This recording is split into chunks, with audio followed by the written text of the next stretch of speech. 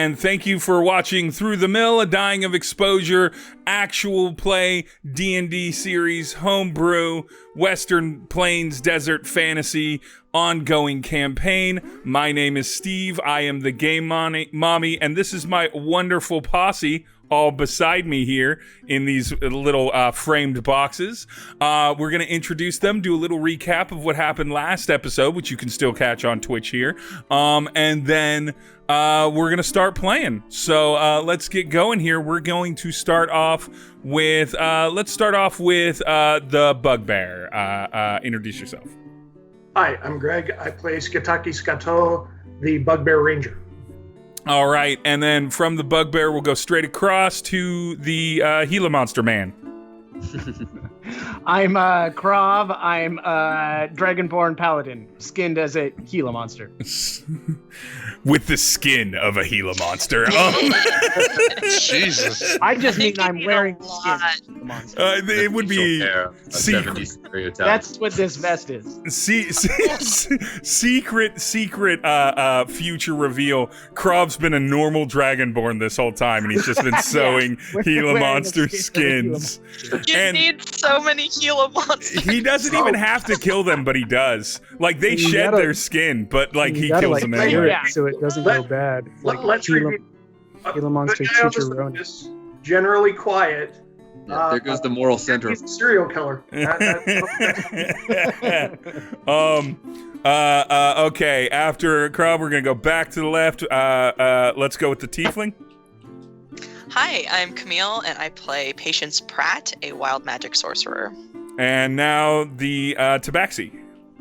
I'm Selene, and I play Star, the Tabaxi rogue archer. And the half-orc? I am Brandon. I play Barosh, aka Barry, the half-orc barbarian. And last but not least, the Coyote Man. I'm Josh. I play a giant coyote man named Trapper Bramberpelt. It's a druid. Okay.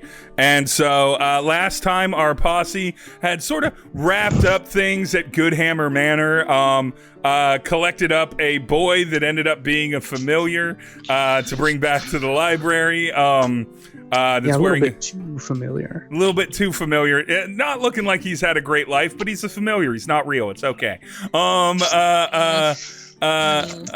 He exists purely to serve whoever summoned him and nothing less, but the group has convinced them they're working on the side of Goodhammer, and that's not wholly untrue.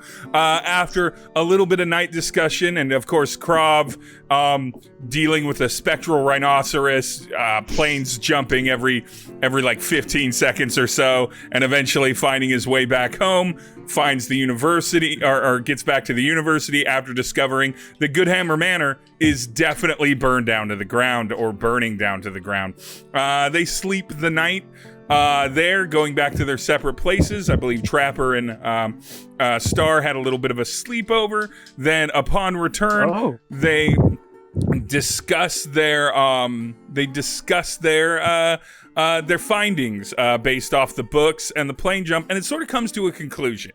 And the conclusion really is one of two very real choices. The monster, the large worm that it's looking to summon, is a bit too much for anyone in Waterswell to handle, but it looks like Goodhammer was on the track of either rerouting the portal with some portal magic, or potentially turning the portal, like dismissing the demonic fiendish spell all. I believe it was discovered that Skeeter is definitely behind this. Y'all met a really jacked up bird duck monster thing named Cutie. Not his actual name, just his name given to him by Skeeter, and figured out that Skeeter was kind of coming back to town. And it was kind of discussed that you kind of really have two paths. You can go with the kind of planar magic, or the celestial magic. The other one of just simply going right up against Skeeter seemed like not even Goodhammer was really putting a lot of weight into that idea of just being like, well, I'll just be there and deal with the problem as it happens. With my chakram, we should be fine. I'm sure he's summoning a giant demon. I'm sure a frisbee blade. It never fails me. He's gonna go Xena on him. Trapper's blade. Trapper's history of ultimate frisbee among his druidic clan has made him the most powerful chakram user in all of, but also coincidentally the only chakram user in all of Odai. But I don't think one has succeeded to hit yet. I don't think it has. I honestly don't think it has. Healer. Did you You succeed had a at that? library fight. You took out the healer with one. Uh, You didn't know. You missed hard. That's right. It was patient. Sorry. I remember picking it out of rubble afterwards. yeah, you did. Yeah. Sorry about that. Thanks for rubbing it in, Selene. Technically, you put it around a guy's neck, but forgot the inside wasn't sharp. That was almost an attack. Yeah, you lassoed a guy. You gave someone a great You hug. killed the hell out of him.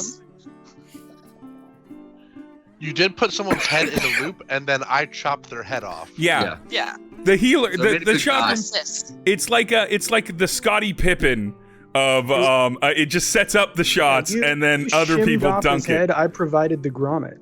Exactly. The Equal gra- parts, really. One wouldn't have possibly been able to happen without. So with the that other. in mind, I mean, I think I can probably just go ahead and take care of Skeeter on my own. Yeah, that's a good call. Yeah. So, Josh, before we get going on that path, I'm gonna need you to roll up a backup character. I'm not saying you're definitely gonna need it, but Finally, I could be one of just- those turtle people. just in case, I'll get that supplement. That's an excuse for me to buy that supplement. So we are still in the library. We had discovered that Bobby had talked about a little bit. The Bobby the Familiar had talked a little bit about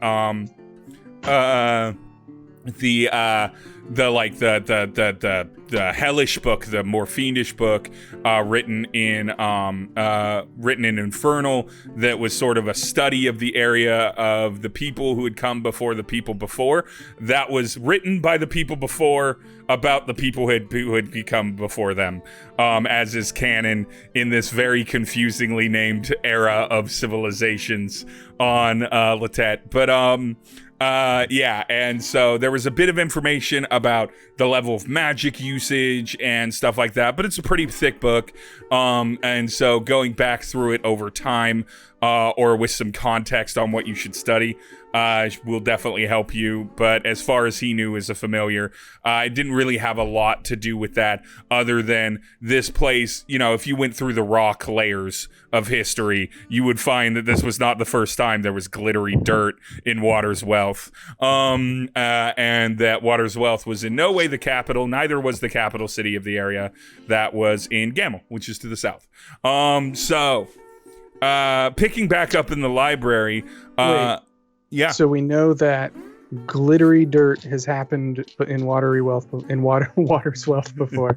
Is glittery dirt like an acute occurrence in Water's Wealth right now? As far as you would know, and based off what Patience found a few episodes back before the library was attacked, no.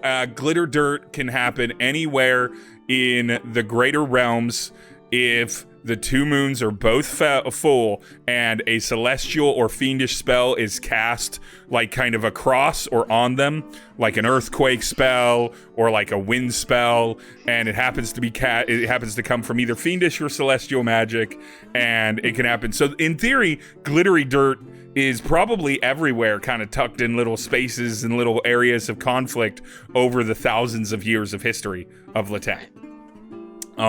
So it's not unique to Water's Wealth. It's just Water's Wealth has had several things, and I don't know.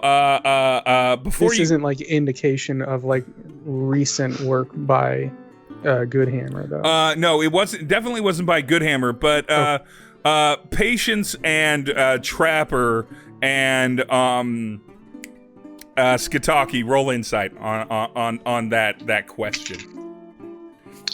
I'm gonna go find my dice. 12. 20. Modified. 20 See, modified. this is why we make a good team. 22 modifiers. Oh, excellent. This is why we make a good team. Every D&D party should have people that roll terribly in various skills and not. This isn't 4th edition. You're not all goddamn Superman. Like a This super. is Greg's one good roll of the. Yeah. session. Oh, yeah. The rest of them are all going to be. I really hope this is worth it. So it's not. Let's Based press off F of to pay Trapper's respects kind of to Greg's dice karma. based off of Trapper's kind of like review of the situation, as well as like Patience, even with the 12, you can kind of judge. And Trapper may be communicating a bit more on the time he spent learning a bit about Skeeter when he was off in his own in his woods. It's pretty clear that Skeeter's been gone, quote, gone for a while up in Vast Cust. But it's pretty clear that he could have potentially been quietly setting this up over the years himself, and maybe like helped close the circle. So it's not so much that Goodhammer was doing this. He just sort of came upon it and saw an opportunity. It was more that Skeeter may be the guy that maybe there was like a couple that were glittery dirt and that kind of inspired him to do it in his research. But yeah, Skeeter, yeah, it's not something that's happened just by chance. It is deliberate, but if it's deliberate, it's probably him. Yep. All right, so the other thing you have to deal with is anyone who glances out a window in the direction of Goodhammer Manor will see that it is a giant, dark, smoking pile of rubber coming. You don't see the manor itself, but you definitely see the fact that there was a burned down forest and everything.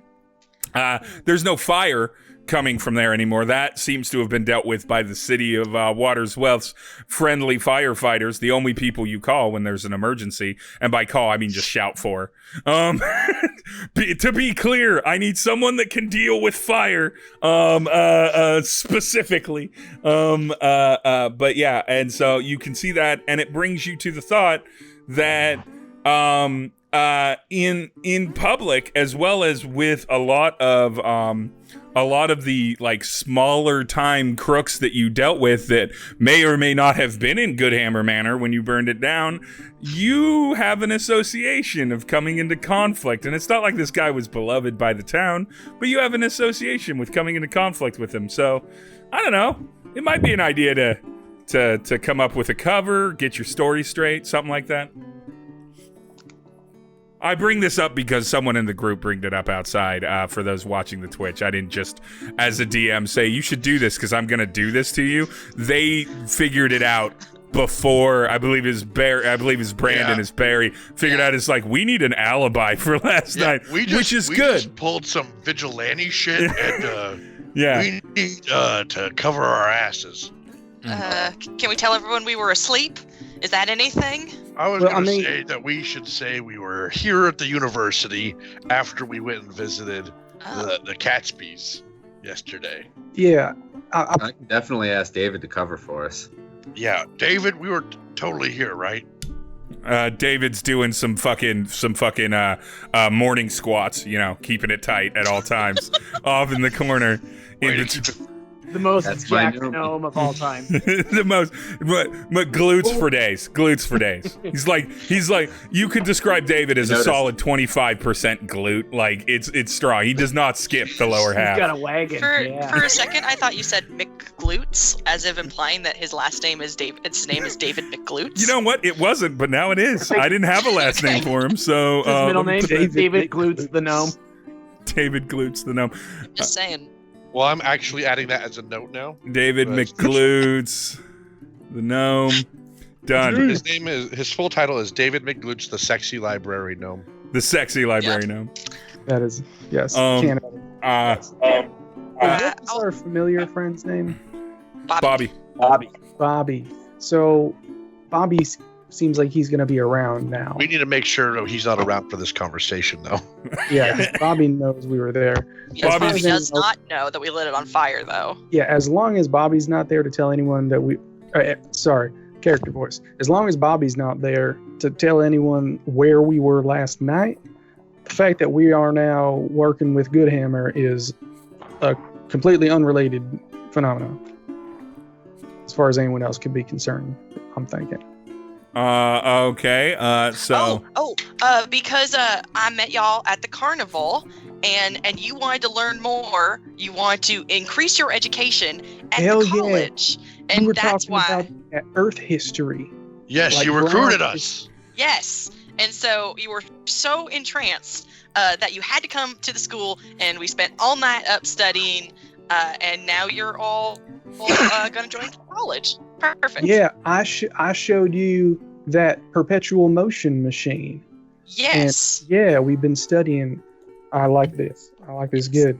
We Now, should there's- also there's probably both on put the. traps. Should probably also hide the deeds for the meantime in case they decide to search us. Well, I was thinking about that. If we're working for Goodhammer, why not? Why couldn't those deeds be the payment for our services? Well, because it's a bit too convenient that his house burned down and he appears to be dead. Well, shit, I forgot about that. Got a good point there. I put the Yeah, there's deeds nobody to underneath verify my- we're working for him. Sorry. Yeah. I put the deeds underneath my bed, which is the safest place I could think of. That's probably, if you're implicated, they will definitely search under your bed.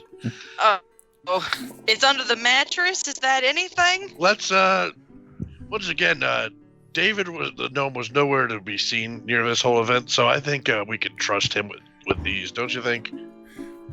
So, I have an alternative pitch.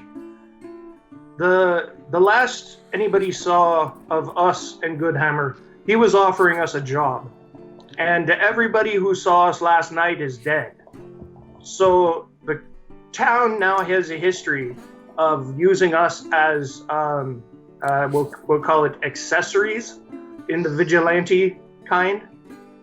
It might be a good idea if we got out ahead of this by going to investigate and offering our services to find whatever happened last night.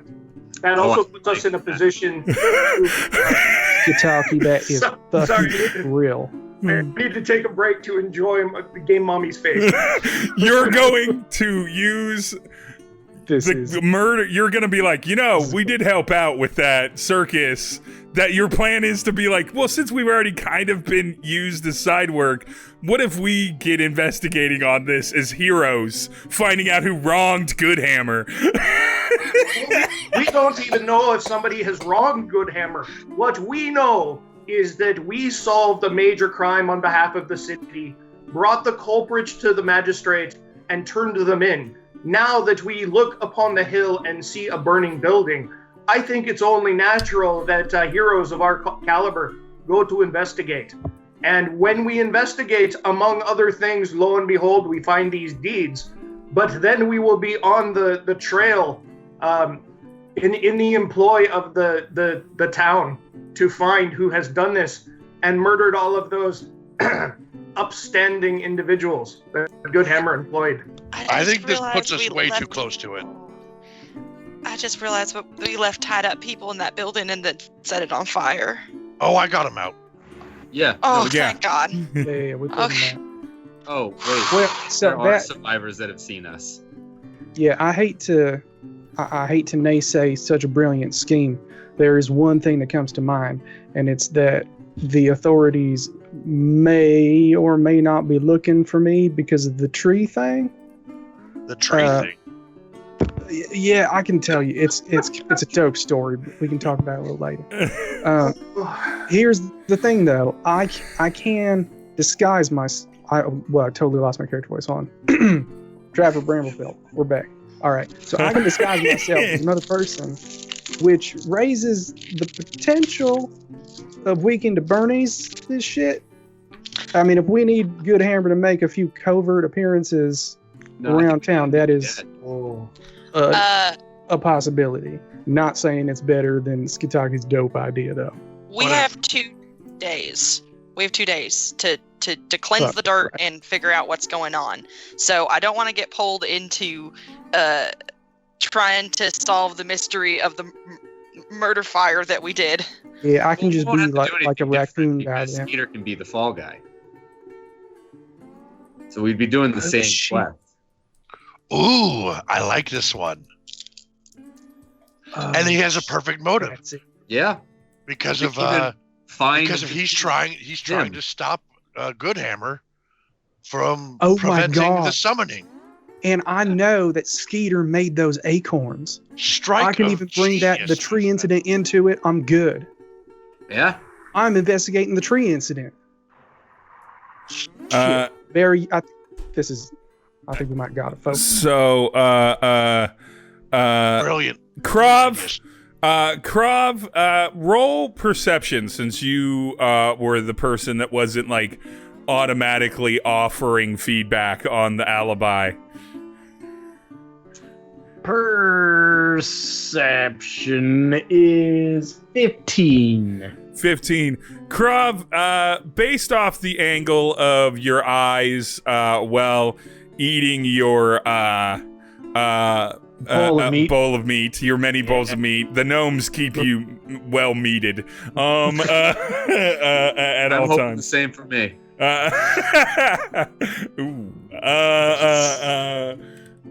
So based off of that, the library has some windows that look down into the courtyard, or what would be the courtyard or the quad, if you will, of the university.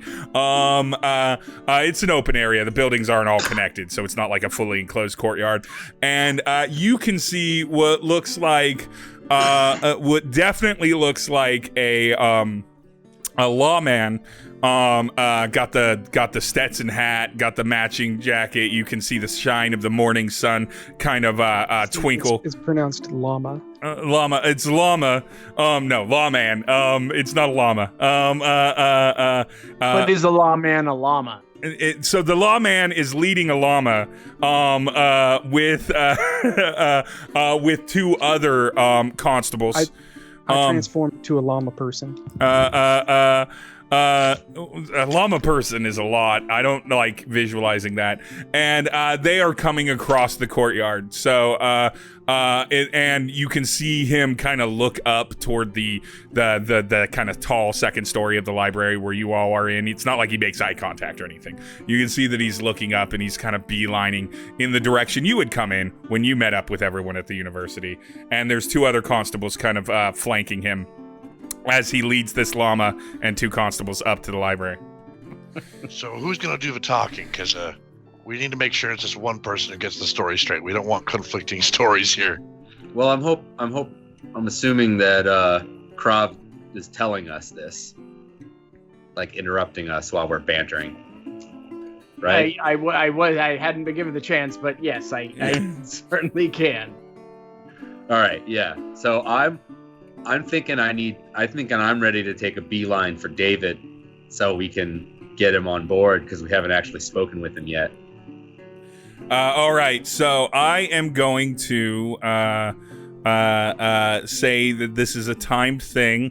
You know that it takes about a minute and a half to get upstairs from outside of the building that the library is in. So I'm going to time this real time. And since we're playing Will They, Won't They, they definitely will, of Star and David. This is going to go on with this. I'm going to tell you when the timer starts. You have 1 minute to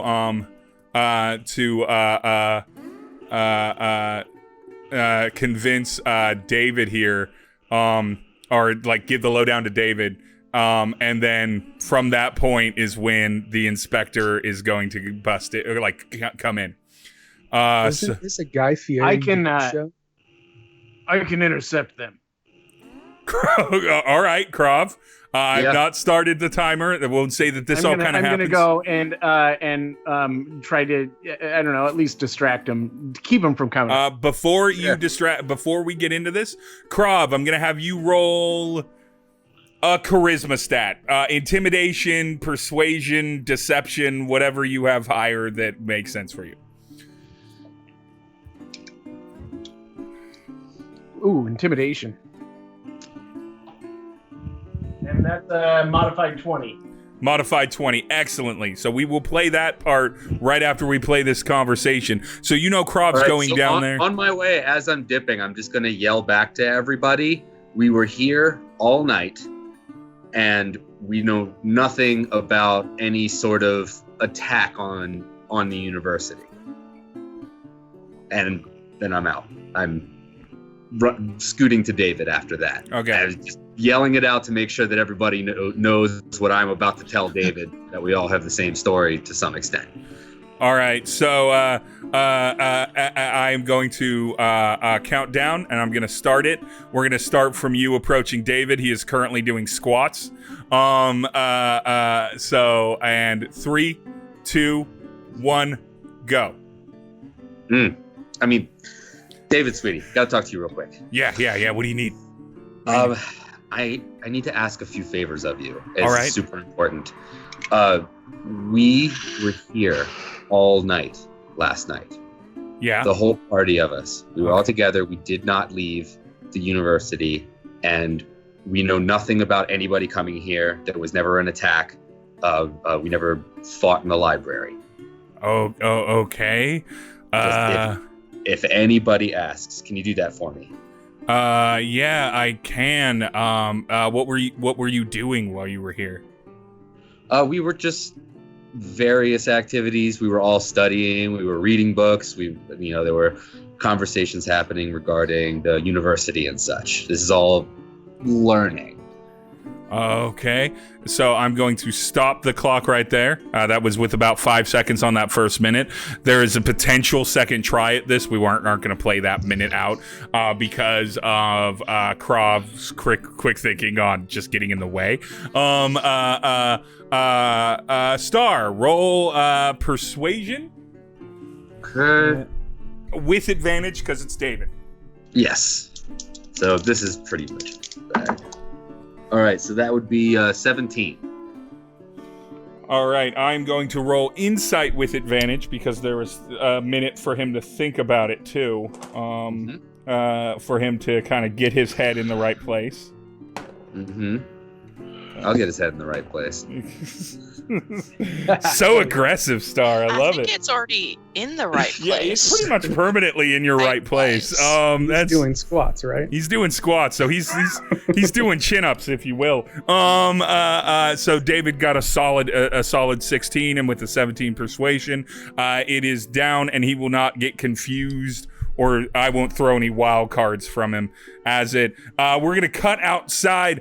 As you're walking down the stairs, there's like the front room entrance to the building that the library is in on the top floor. On the bottom floor are a couple like lecture halls, some utility rooms. It's like one of those big hallways at, like the U District of any of the older buildings from, like the 50s, 60s era of the U District, where you kind of open doors and then it's just like a open area, some stairs, and a big hallway down with doors on either side. Kind of classic building. This is for Krov, since I know that Dandy has been to the University of Washington many times. Anyway, so you, my friend, get to be approached.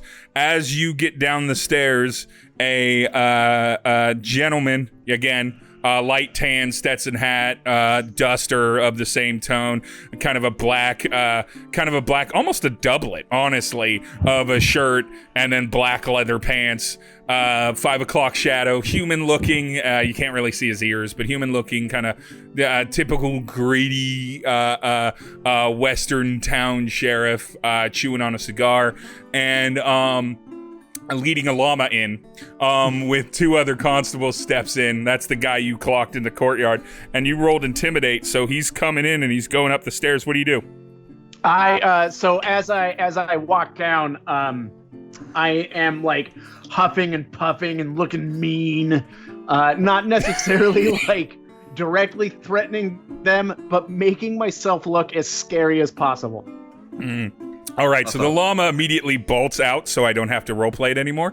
And then, thank you, Krav. That one's all you. Lizards. They hate angry dragonborn who have stapled the skin of various countless Gila monsters on themselves. No wonder everyone's so terrified of you. No. Who's the real monster here? Who's the real? It's the llama. Who's the real monster? Oh, boo! -1 inspiration to Trapper. I'm gonna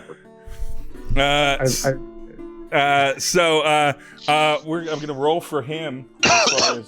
We're gonna roll his will. I want to see how this gentleman responds. He responds. He's like, "Whoa there, whoa there. What seems to be the trouble?" He's one of those. "What seems to be the trouble, buddy?" And he holds his hand out to you and everything. And he actually places his hand on your chest. It's not like firm. It's soft. It seems like he's not trying to make like a positioning blow. He's just like, "Whoa, you seem worked up. What's the trouble there, buddy?" I'm gonna like look down at his hand, and then I'm just gonna slowly look back up at him and just snarl. Based off of his snarl, he goes, he's like, hold on, and he grabs and he finds like a little meat piece that's kind of on your maw, and he picks it off, and he's like, is there any trouble? Is there any problem upstairs? Is there anything we can help out? I mean, we're constables of Water's Wealth. It's our job to help out its citizens. I think you want to leave, and I'm going to cast command. Woohoo! You're just gonna get rid of him with magic. All right. That's how we do. I have to roll a wisdom saving throw on that, right? Yes. Do you know what your DC is? I can look at it if not. 13. Okay. With a natural 15, he definitely beats it, and he's like, that would have been amazing and really like fucked up my first like 30 minutes of NPC interaction for you as a group. But thank you, Dice. Thank you, Blue Dice. You're my favorite of the day.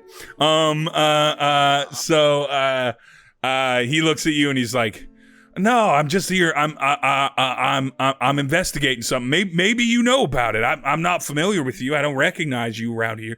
But there's a gentleman. Are you familiar with a gentleman named Fredrickson, Goodhammer or Hammergood? It's different on all my paperwork about him. But it's Goodhammer or Hammergood. His first name's always Fredrickson. That's always true. Are you familiar with him?" I'm just gonna look. I'm just gonna stare at him. I'm not gonna say anything. I'm just gonna look at him. All right, I'm gonna have him roll insight. He rolls insight, and he's like, "All right, not a big talker. I see that. I didn't assume it. You know, a lot of lizard folk. You're like the biggest lizard folk I've ever seen, but a lot of lizard folk aren't real talkers. I didn't want to assume that, but I'm just gonna let you be. You let me know." And he pulls out a business card and he hands it to you, and he's like, "If you hear anything, give us a call. And by give us a call, I mean just go to the jailhouse. We don't have phones. And ask for that." And on the business card, it says Inspector. Where'd my note go? Inspector Jim Biggins. So Inspector Jim Biggins. Jim Biggins, Inspector Nominal. I don't know why that's so funny. It's a good name. It's a good name. It's got a good roundness to its vowels. Inspector. It just makes me think of the word embiggen. That's why I chose it as a Seems name. like a perfectly cromulent last name to me. So Inspector Jim Biggins and everything. All right. So do you go back upstairs, Krav, or do you leave? I'm just gonna say, "Okay, Inspector Jim," and then. Hey, you can call me Jimmy. And then that's... I'm gonna wait until I can see him walk off, and then I'm gonna go back up. All right, so he walks over to the administrator desk, as do the two constables next to him. They were completely dead silent, almost as if a GM forgot that they were there and has never given them names, or personalities to express. Great metaphor for yeah. people who not acting. Yeah. One of them is Constable Jim, and the other one's Constable Jimmy. It's Jim Biggins, his little brother Jim, Yeah. who was not granted his father's last name because he betrayed the family, and then Constable Jimmy, who's just the nicer guy. I don't know. But they go up. Krav, you go back upstairs. They're busy talking to the administrator first. It looks like and then they go. You can kind of clock them as you're walking upstairs, and as you can kind of still see, the two constables are sort of separating, and they're going. Looks like they're going down the hallway, like they're gonna kind of check different rooms and go to talk to people. And so you come upstairs with that knowledge. Star has fully convinced David, and he has made it aware that he is absolutely 100% good with being part of your alibi for last night. He did not ask any specific questions about what you actually were doing last night, and that's why David's a bro. Is that he's just like, all right, I'm good, and everything. And unless someone wants to do something, in a few minutes, Jim Biggins is going to come upstairs into the library. So in that few minutes time, does anyone want to do anything or prepare anything? Bobby is still there. He's been crazy distracted and not paying attention to the fact that you were all talking about how you have to like hide Bobby and everything like that and make sure. But let's just pretend that was out of character talk because wasn't clocking either way. So Bobby's there and he's just snacking on some finger sandwiches. Okay, why don't we all sit down at a table? Everyone grab books. There's parchment and quills over in the closet. Pretend like we're studying. Mm-hmm. Yes? Why don't we actually study? Yeah, I like that. Bad idea. All right. I need to get some books on portal magic. Oh, by the way, we need to get rid of Bobby and put him somewhere where they won't talk to him. Why? Oh, right. Because if they ask him where he met us, he's gonna tell them. He's freaking Goodhammer's manor. Bobby. Yeah. Can you Star? Do you have that other book? Yes. Bobby, will you read this in my room and then come tell me about it when you're done in a few hours? Yeah, sure. If it'll help, Mr. Goodhammer, I'm good with it. It certainly will. And so Bobby grabs the books. I think it's the traps book. Yeah. Bobby grabs the traps book and he's like, all right, traps. And then he runs down. He's got a bit of a facade of an actual child. And so he just like bolts downstairs, downstairs to go back to Patience's room in the dormitories, which is in the adjacent building or in another section of the building. So he goes and he runs down that way. And unless there's anything else, y'all are gonna hear a knock at the door. And so I don't want to crush through, but you get the knock 3 times. Pink, pink, pink. And in walks in. Doors have been open, but in walks in. He is like knocking when he walks in. Is Jim Biggins? Bink, bink, bink. Yeah, because I hit the microphone. Bink, bink, bink. Like a door. Like when you knock on a door and it goes bink. Like Bink in a door, a reference to the Xanth series from Piers Anthony, the 2 male protagonists of the first 4 novels. Anyway, moving forward. I had terrible literary tastes when I was a teenager. Anyway, moving forward. I didn't know Piers had a novel. Yeah, so Jim Biggins walks in and he looks over at David and he tips his hat and he looks over at you all, kind of surveys the room and everything, and he inevitably sees Krav is back in the room and is a little bit confused about that, and he's like, does Krav still look angry? Is he just eating? What is Krav doing? I need to know this. I'm looking at a book. All right. Like reading the book. Reading the book. You're just reading a book. I'm gonna roll a d20 to decide what book Krav is reading, since you did not announce it. And if it's upside down? No, it's right side up. I assume Krav can read. He knows how to read. Can read. Yeah. Common and draconic. Yeah. I just like the idea of you described looking at a book. Like maybe he's just holding a book like at an odd angle, just like, what is this? I rolled a 19 for Dan, and so I'm gonna say that Krav is looking at a book that on the spine you can clearly read very large. It's a big, thick hardcover. No, it's anger management and you. So obviously you're doing something relevant to what just happened with Jim Biggins. He's like, yes. Good to see. I rolled a 19, so I figured that would benefit. That would benefit the group. If I'd rolled low, it would have been porn. And he's like, In the Did you get a library? buff for that? do you not have porn in your life? I live in. I assume there's. It's erotic fiction. yeah, it's Okay, erotic. good. It's erotic fiction and art. It's not porn when it's in the library. So he is that an intimidation debuff for Krav or what anger management in you? If Grav accidentally absorbs too much of it and becomes less imposing. I lose 2 points off of intimidation. Damn it. Shit. No, I'm not that mean. Unless Krav himself brings it up again, then yeah. So he looks over. He looks over at the group and everything, and he finally clocks Patience.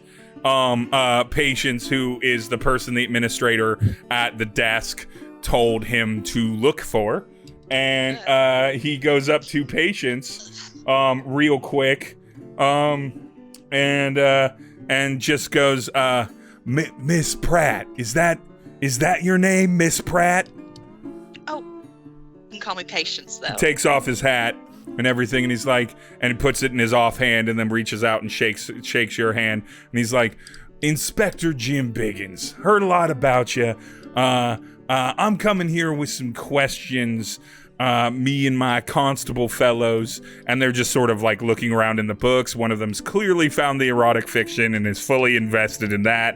And then the other one is strong verb choice. Yeah, he's invested. It's the story that really builds the erotica, though. You can't have just sex scene after sex scene. You've got to have the tension between. Anyway, Yes, you can. And he looks over and he's like, we've had some recent run-ins. Well, it looks like all of you are here. We've had some recent run-ins with some bandits that some of you have collected up, and a lot of them had been tertiarily or they themselves have claimed to be part of Mr. Fredrickson Goodhammer's gang. Mr. Hammergood's gang. They said that they had been hired by him. And then, weird enough, this morning I was aroused from my bed, sleeping next to my wonderful wife of 35 years. And I come to find out that part of Water's Wealth is on fire. Now, I'm an inspector. It's not my job to deal with fires. So I go up there, though, and I find out that it's Goodhammer Goods Manor and that it's burned down. And we've gotten some bandits recently. And when I asked my men, because there was no paperwork filled out for any of them, be it the circus, which I found out this morning you all had helped, or later, there was a gentleman and his significant other that had been dropped off that claimed to work for Mr. Goodhammer. It matches the description of your little cadre of friends here, so I thought I'd swing on by, and you all happen to be in the same space.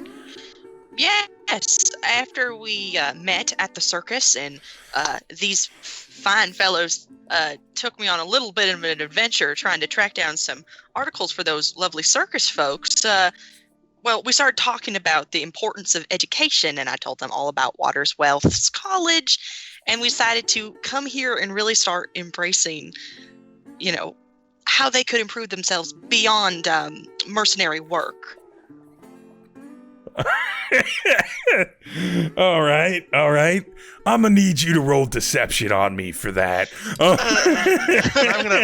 gonna be like, that's right, sir. I've never learned to read proper in my life. I just picked it up along the way, and now I'm getting a proper education. I'm gonna need you to roll it with advantage because Barry looks like the kind of person that doesn't know how to read as a child, even though he definitely did. He knows how to read. Thank you for looking uneducated, baby. Actually, thank them for their horrible prejudice. Hey, as I've always said, racism works. Nope, that's a lie. Don't believe that. That's a joke. I'm being sarcastic. Please don't report me. I got a 16.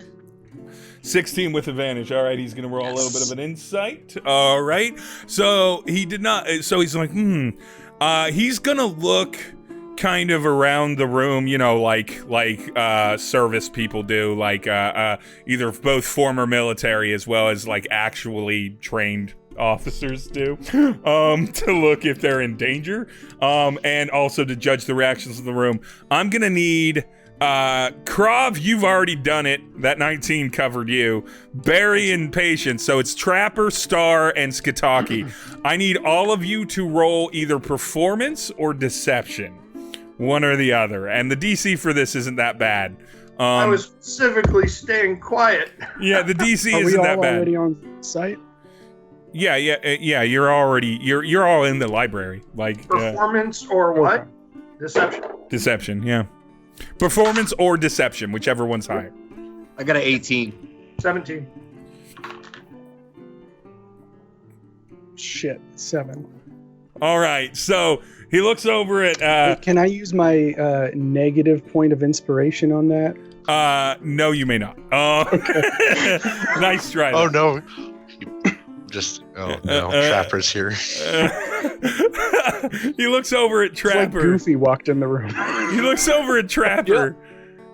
Did you disguise yourself, Trapper? I don't want to assume that you didn't. Did you disguise yourself, or did you go with... I explicitly said I was disguising myself as a llama person. Oh, as a llama person. He looks over at the llama person. But I wasn't actually present when I said that, so. Okay.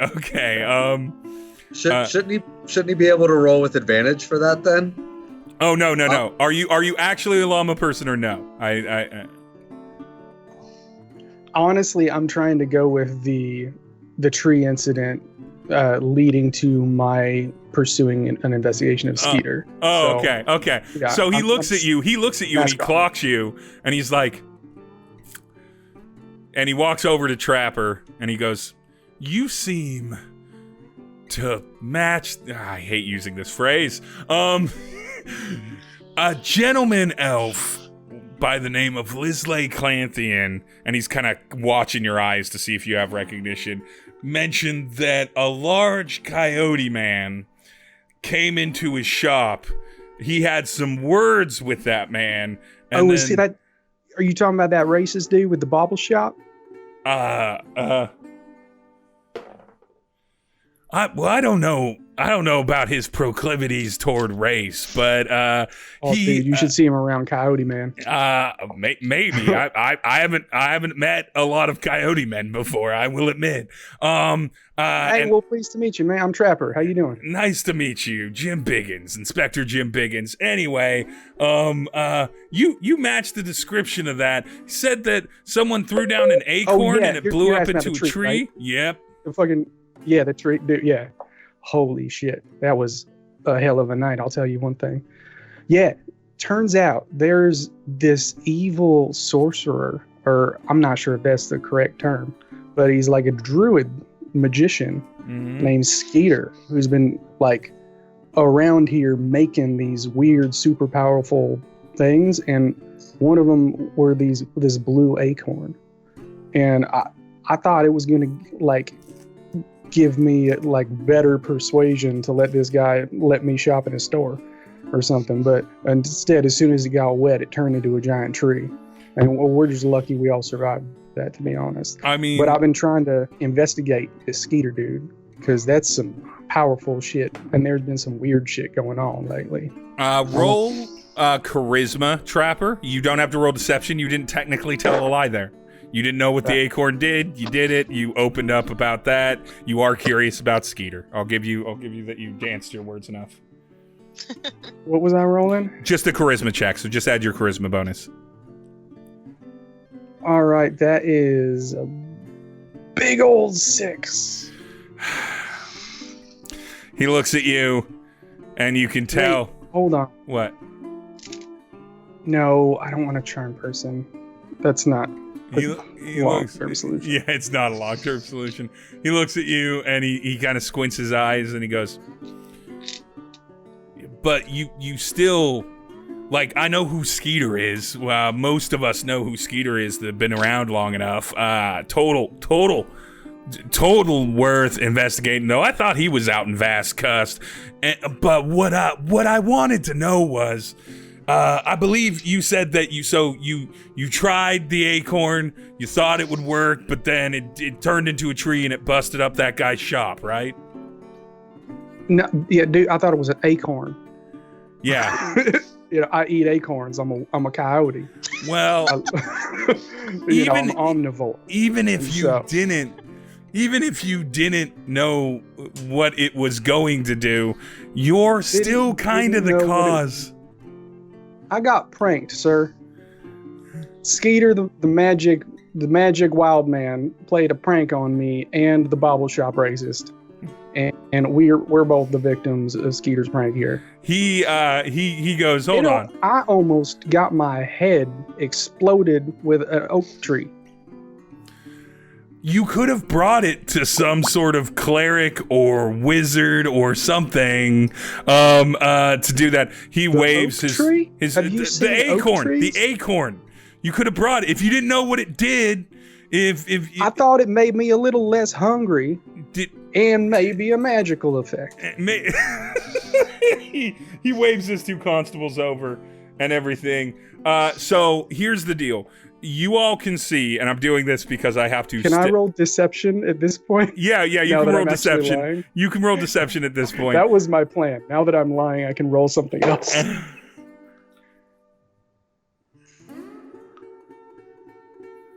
And?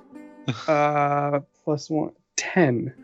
10 is okay. I'm gonna roll insight, but it's not gonna be hard for him to catch that lie. No, switching D20. So that's not going to work. So he's going to keep talking with Trapper because I have to stand up and do something that will take me 2 minutes as a human being. While he's talking, you all can see his conversation with Trapper is not going great, and they're not doing anything to kind of keep it quiet. And Trapper's getting there. So I'm going to let you all discuss how you might want to proceed. He's waved the other 2 constables over, and they're kind of doing that kind of like distance enclosure thing.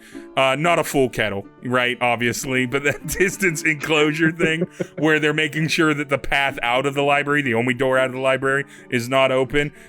Nobody's like holding a weapon. Nobody's reaching for a weapon or anything like that. Neither is Jim Biggins. You can see that. But I'm going to let you discuss, because you can see this convo is already going south with Trapper. And I will be back in 2 minutes. And I rolled a 16 to perception. Can I smell what you're doing?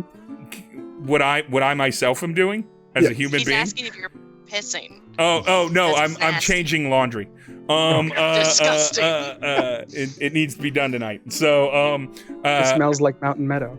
It does. So I'm gonna take my headphones off. You have that time to discuss. Duty cheats that they're so bad they have to be addressed tonight. Yeah, they're so bad. Yeah, I start flicking the tip of my tail. So getting discuss. A little irritated. So let's see. I mean, like, I think that, like, patients could just come over and say, like, it was clearly a misunderstanding. The man, raised his weapon at Trapper, so Trapper responded in kind. He, doesn't... He didn't even draw a weapon. Yeah. Huh? Yeah. From what he's saying. He ate a nut. Yeah, he held up his shield and, like, held up an acorn to protect... He thought it would protect him. And hopefully my high charisma will help turn the tide. That's kind of what I'm thinking. So. Because you already. I don't know. I'm looking forward to a jailbreak. We have 2 days. I could also try to corroborate Trapper getting said acorns. Could literally say that I was there when Skeeter gave them to him, and he literally told him that they were just a snack. Well, that's a lie, isn't it? Yeah, also, I've got a +5 on deception. But then he's seen Skeeter, and they're like, why are you talking to Skeeter? That bad, evil man. What if you were at the shop? We were just technically outside of it. Like, we were nearby when this happened, but, like, I rolled really bad to see it. What? Yeah. Did you have a nice I think Star and Spitaki were both outside, so you guys were also shopping. Oh, nice. Yeah. Any of the clothes that are in Corroboration in there. Yeah. I should have muted that. Sorry. No No worries. worries. I didn't really Are you hear down it. to corroborate in the shop? Yeah. I think that'd be strong. Camille, if you have patience, come up with the. Well, technically, I don't even know if you should be allowed to collaborate with us because you're having a conversation with them right now. Oh, fair. So, Yes. to make sure that we do this properly and don't metagame it too much, you should just not be involved in the Game conversation. Mommy said we could metagame it, but let's not metagame it too much. Yeah. Yeah. No. I I mean, I think we're that's able to fair. have this conversation apparently in complete Snack break. discretion. I guess we could be like whispering, like, "What should we do?"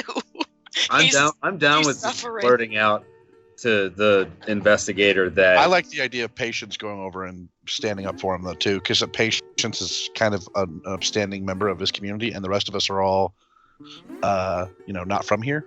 How dare Yeah. you talk about Skataki like that? I'm just good at lying. I don't know. if Skataki anyone- is from here, but he's not necessarily an upstanding member of the He's a community. good- He does nice things for free for poor people. But you are like effectively a teacher at this college. That's a position of respect. Other than that, I'm like an adopted maybe bastard child who even the fuck knows. But yeah, that's true. All right, let's roll with it. Oh wait, does that even help though? If it was his own shop and he was asking to leave, is he not allowed to pull a weapon in that case?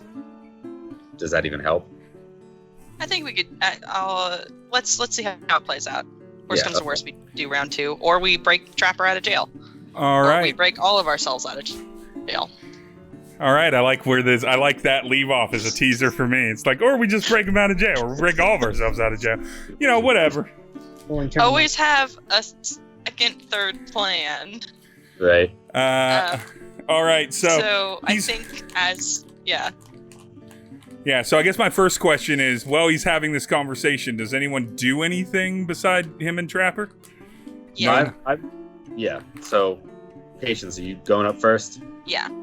So I think Patience gets up at this point, and walks over, and she's like, "Oh my gosh, I heard about the misunderstanding that took place, and it's so terribly sad that that Trapper unfortunately did not understand the true implications of the acorns that he was eating. From what I heard, Trapper did not understand that the man did not understand why the man was asking him to leave, and he wouldn't give any sort of cause. And then when he slung a spell at Trapper, Trapper went to defend himself by eating what he thought would nourish him and holding up his shield. Unfortunately, that acorn was not nourishing and was instead rather an enchanted thing. Yeah, that dude pulled out his one unprovoked and attacked me. Patience, roll persuasion with advantage, because you've already persuaded him once. Yes. Oh, And because Trapper's also... maybe not that dice. Maybe I'll try this one. The first one was 5, which would have been a 9, which would not have been great. Nope. 9, 10, 11, 12, 13. I'm just rolling real middly. All right, he's like, all right, okay, all right. We can just go down and investigate this, or have a report written up at the station house with Trapper here. My constables can escort him down. We're not, have him write the report, then don't go too far from...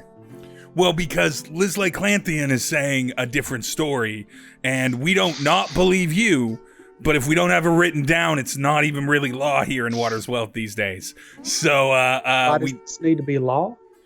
Well, because you're saying he attacked you. You're saying that even though it wasn't on purpose, various events in your response to his attack ruined a shop in Waters Wealth. Whether or not it's on purpose or not doesn't matter. Saying that we need to figure out this Skeeter dude who's getting these prank acorns destroying buildings all over the town. 'Cause Listen, that's what I'm looking into. whether or not you were the prank or not, you still are the person culpable for using something you didn't know what it did if you thought it had a magical effect. You said that you might provide sustenance and give a magical effect. You didn't know about it. You used it. It ended up damaging a shop. It's not unreasonable for me to want you to at least write a report, I think. Could we have that done here, just so we can get it taken care of? I'm really hoping to get these boys educated and actually into the system. Sometimes, it can just take just the one right moment to make sure someone can be educated for life, and if you lose that moment, they might never ever reach that level of education. Obviously, this poor boy didn't know what that acorn did. Yeah, she did have me write like 3 reports last night. She did. Place for writing reports. It's a good study. Can I read those reports? Yeah, dude. You can try. His writing is not particularly clear. All right. Yeah. She has them right now because they're being graded still. But all right, Miss Pratt, where are those reports? In my room. Let me go get them. Okay. I'm gonna send a message. Can I use message to send a thing ahead to Bobby? Can you message a familiar that somebody else is familiar, but I've already done some nonsense to let him exist in this world? I do want to challenge. Yes, yeah. I want to challenge why he would be asking to see these reports. Because he doesn't believe you. I rolled a nat 20 on insight. He believes that everybody is lying. At this point, he is 100% confident that you're lying. So nonsense. Why would you have written reports already? This is ridiculous. And so he's like, he's trying to catch you in that lie. I'm honestly. Why would he have eaten that acorn? Well, I don't know why he would be interested in it as far as like the investigation. Because it's to catch us in a lie. He's trying to catch you in a lie. Because right now he's just trying to get you down to the station house to officially write your report. I was trying to make a joke about how college was a good place to write a report. It is a good place to write a report, but you said it. You said it in the world. He's in character voice. 13-12. So can you message Bobby? Sure, you can message Bobby. Yes. Bobby's just sitting there reading about traps. Hey, Bobby, how quick of a... wait, you can't message me back. I need you to very quickly write 3 terribly written reports about why it's bad to ingest magical acorns without knowing what they do.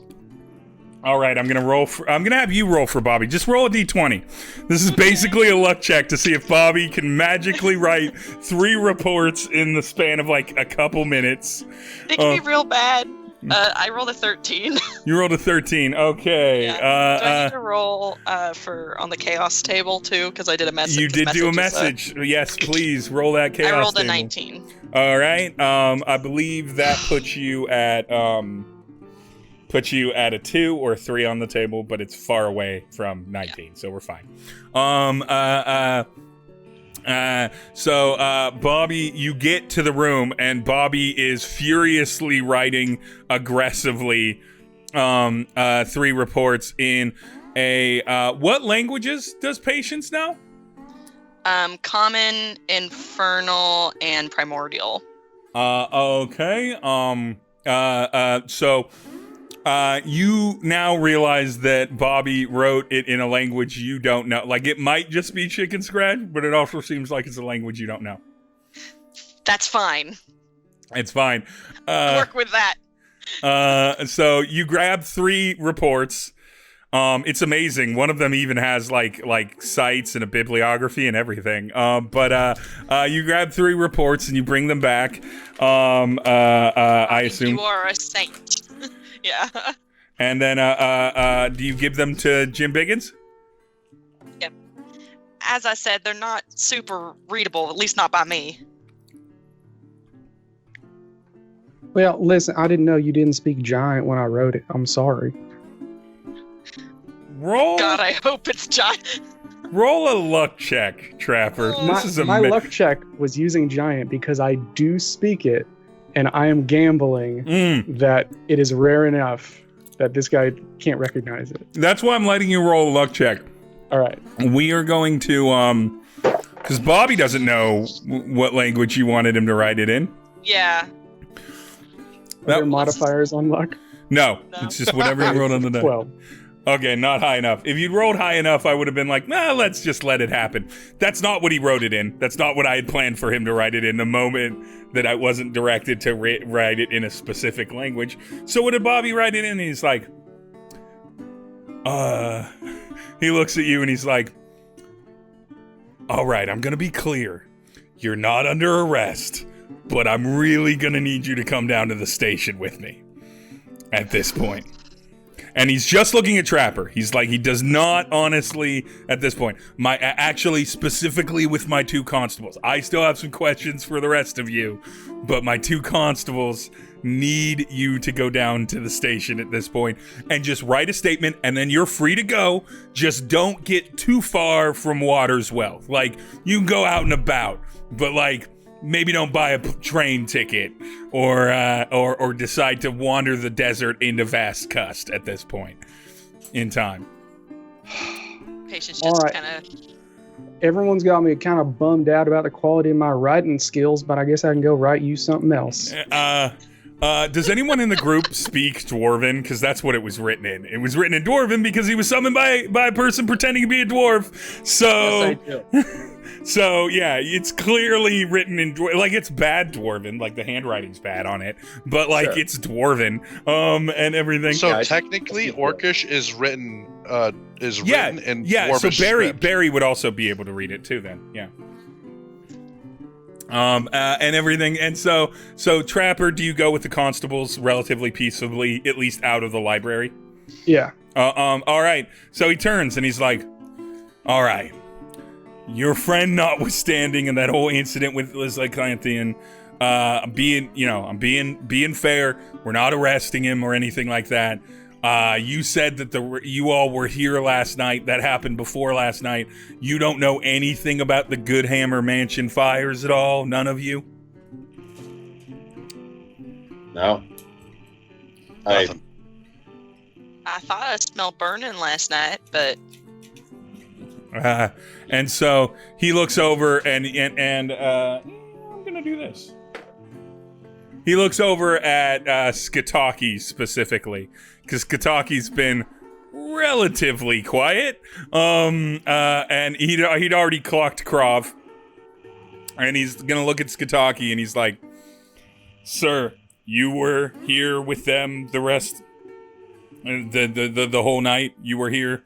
And he's like, he goes, "You're Mr. Scotto, right? That's your name?" Yeah, it is. And here I was. It was. And all of the rest of them, including the Coyote Man, was with you. Trapper, I believe was his name. Yeah, well, not with me personally. We were broken up into study groups. Oh, okay. Who was in your study group? It was Patience and the smelly one, the orc. I just met him yesterday. I don't know what his name is. Yes, who's Barry? I think it's a big bath. It's been a while. I mean, I literally slept outside last night, so I probably do stink terribly. you smell of the earth. It's a hot desert. You're sweating all the time. It's great. Nonetheless, he's like, all right, y'all were specifically studying what subject? Well, Patience was teaching us about history. Oh, And teaching me literature. I read, but not well. I'm gonna roll racism. Prejudice specifically, but in D&D, I'm a poorly educated bugbear. yeah. We come up hard. We eat raw rats and wipe our anus with leaves. We don't know of your civilized ways. Do you not know about the 3 seashells? We use the 3 seashells here. I was sure he was going to say that he wiped his ass with rats as well. Just rats. It's a rat-based survival method. We eat them tail first, and then we wipe with what's left. And I'm he's licking like, my whiskers at this point. you're like, I will eat a rat. As Sylvester, Barry is like lifting books like he's trying to lift weights. yeah. He looks at all of you and he's like, all right, you're All right, well, I'm gonna go back, and he starts handing out business cards, and he's like, I'm gonna go back and dig more into this Goodhammer thing. That's what I'm focused on. Your friend Trapper should be fine, and everything, after his statement is written down. And he just tilts his Stetson hat to all of you. Skataki did a good enough job for Barry, but he's like, unless anyone else has anything they want to tell me or. Well, I do have one important question. Telephones haven't been invented yet, so does your business card just tell us to walk over to the? It literally just says it just says Inspector Jim Biggins. Can be found at the jailhouse sun up to sundown, 6 days a week except for the Lord's Day. It's a little floppy piece of parchment. No, it's a nice stiff business card. There's good paper production in Litet. I'm gonna turn to him and I go, Inspector, is there anything that we could do to be of assistance? He looks at Barry. He squints. Let me first. I'm gonna roll one thing for his insight. That's pretty good. And then he's gonna go. Well, like, what were you hoping to do, buddy? Well, I imagine it sounds like you have your hands full with these with this investigation. Either is there anything outside of that needs help with, or is there anything we could help with in regards to that? He looks over at Scotto again, and then back at Patience. Barry, roll persuasion, and if anyone wants to help, you can roll with advantage, which I assume somebody does. Yeah, I definitely want to help. Yeah, absolutely. Yeah. So roll persuasion with advantage. All right, so 15. Whoo! 25. So I'm definitely gonna jump up and well, not jump up, but pipe in or whatever, chime in. That's the word, and just remind them that we already have a reputation of fixing problems, and we could use another problem to fix. Sorry, patience. I'll try my best. He looks at Barry. He clocks star and he nods his head, and he looks at Barry, and with the 15, based off of what he has, but based off what I've rolled, he's like,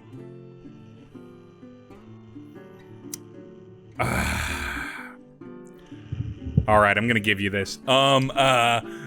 He's like, well, I was gonna go over and talk with the Caspi farm. Apparently, Mr. Goodhammer has been hassling them for a little bit, and I was going to talk with them about interactions that they had, but if a couple of you could go out that way, I think that'd be real nice. If you, sir, looking at Perry, and you, and glances back over at Star, want to go out and check them out, that'd be really nice.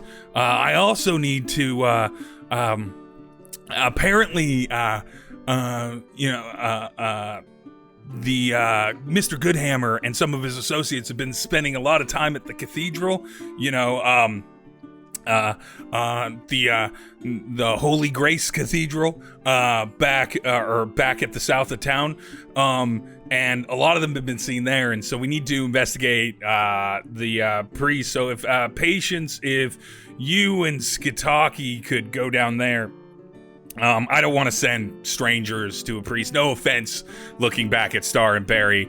The Caspies are fine. They'll welcome anyone off the road. But the clergyman is someone I'm a little bit more concerned about. Proclaimer. So if you could go talk with them, and then he looks over at Krav and he's like, I have a coupon for a wellness massage center that focuses a lot. It helped me out when I was a lot younger and filled with more rage. Do you want it, sir? He looks over at Krav, still, I assume, looking at that anger management in you. The anger management book. Yeah. At this point, I'm just legitimately reading it. It was such a long cover that now you're just like, these are some good things, though. Like, I don't actually have a problem with anger management. I've been one of the least angry characters in this campaign so far. I barely get... my feathers rarely get ruffled, but maybe. Never.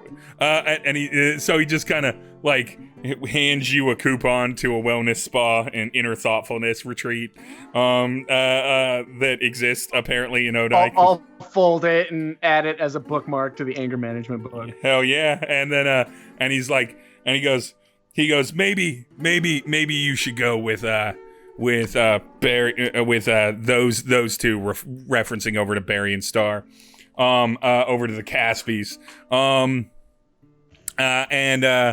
I'm going to close the book and put it in my satchel. Yeah, put it in your satchel. And he's like, all right.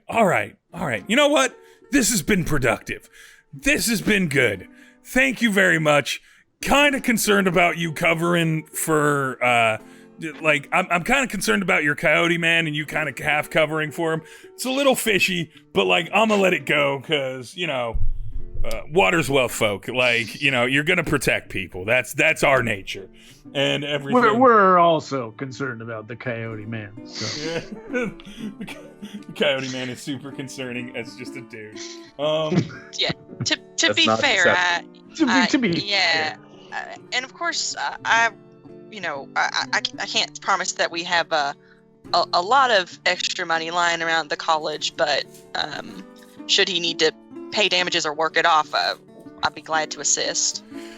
I don't know if that's going to be necessary. To be honest, Lisley Clanthian is kind of an asshole. I don't think he's a racist, but he's an asshole. So I'm not working extra hard. That set him off. Yeah, maybe. I don't know. He heads out unless somebody else stops him, and you all have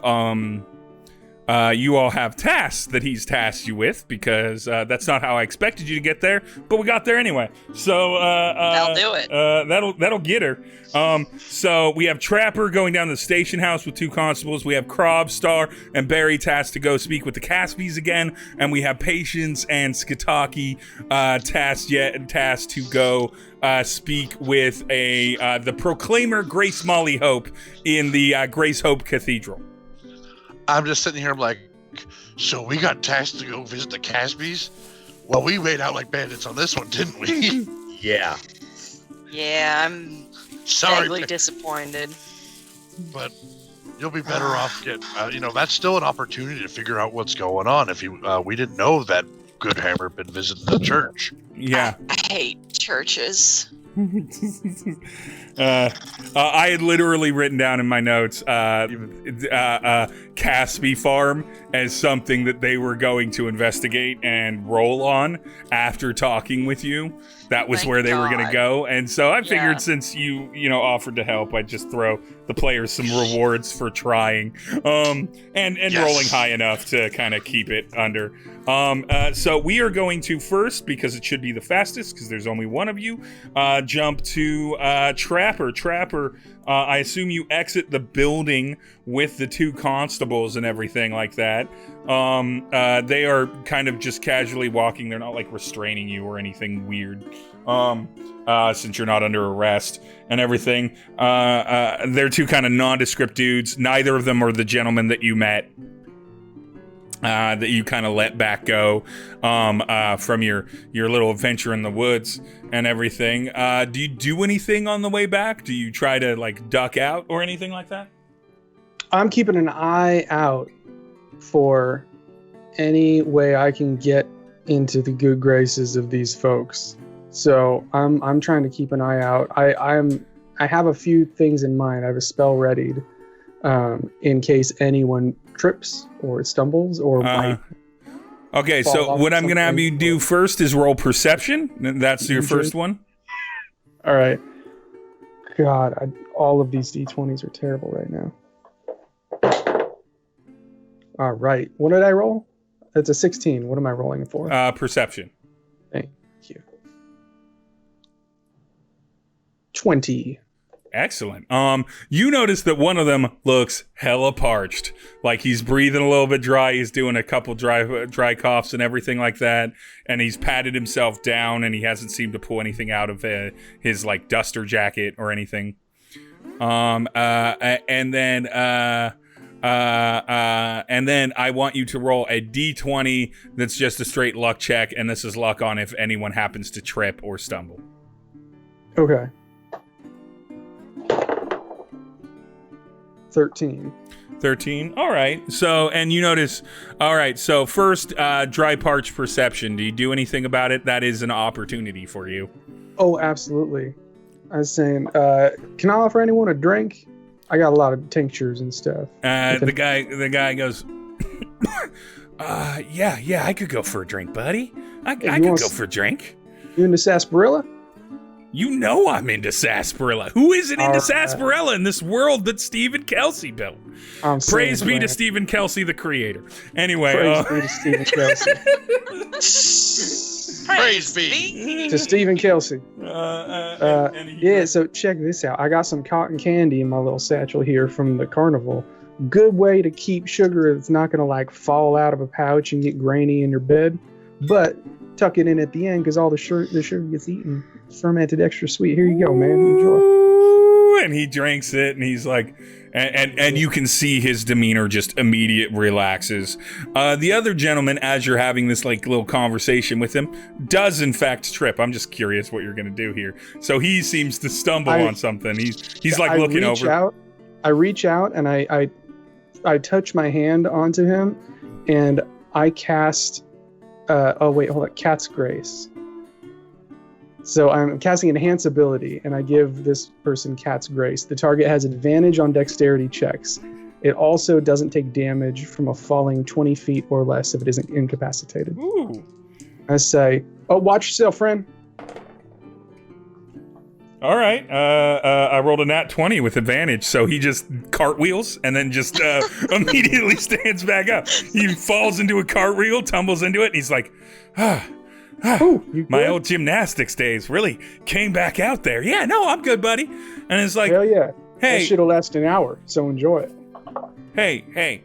And so they're looking at you. You got the sarsaparilla. The other guy goes, hey, can I get one of those too? Hell yeah. I like to think that he has just a never-ending pouch of sarsaparillas. I don't want to control that ever being an option for Trapper. I see it as like a rope, like ropes of like glass bottles tied around them, hanging off my belt. You're just always prepared. Yeah. At night, you make sure that you. I got iced tea as well. And nope. Next thing you know, we're going to flood a building with sarsaparilla. His bottom was sarsaparilla. Yeah, one of the bottles breaks. The molasses flood of 18.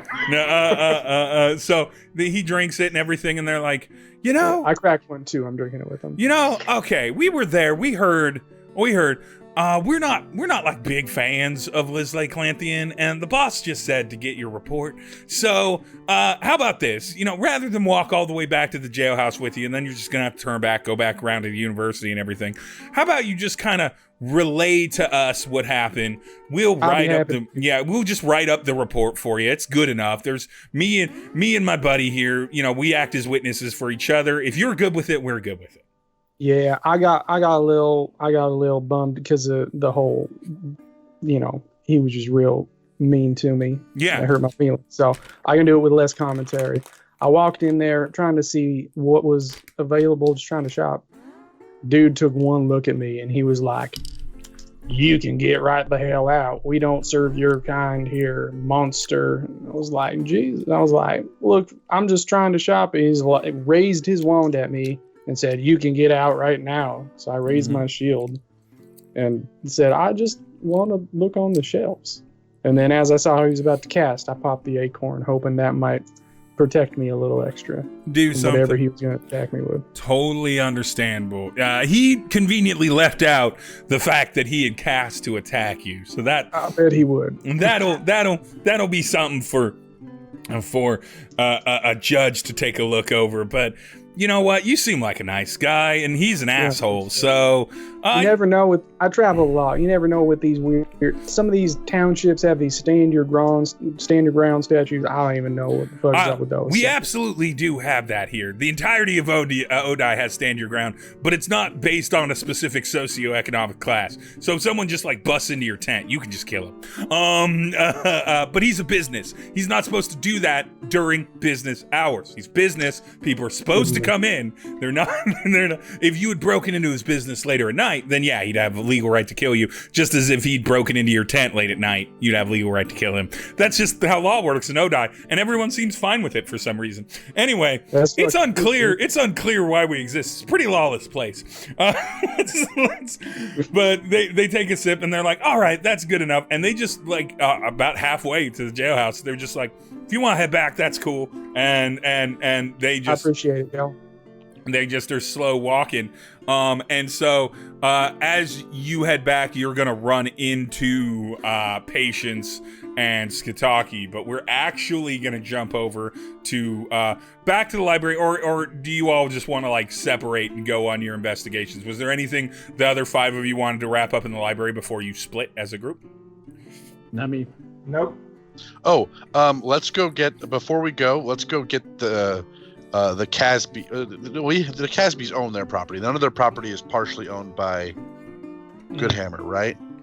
Yeah, he was trying to get their deed and could not get their deed from them, and so no, they don't. You don't need to get like a property deed from them or for them. Good instinct, though. If they hadn't, it would have been a real nice gesture.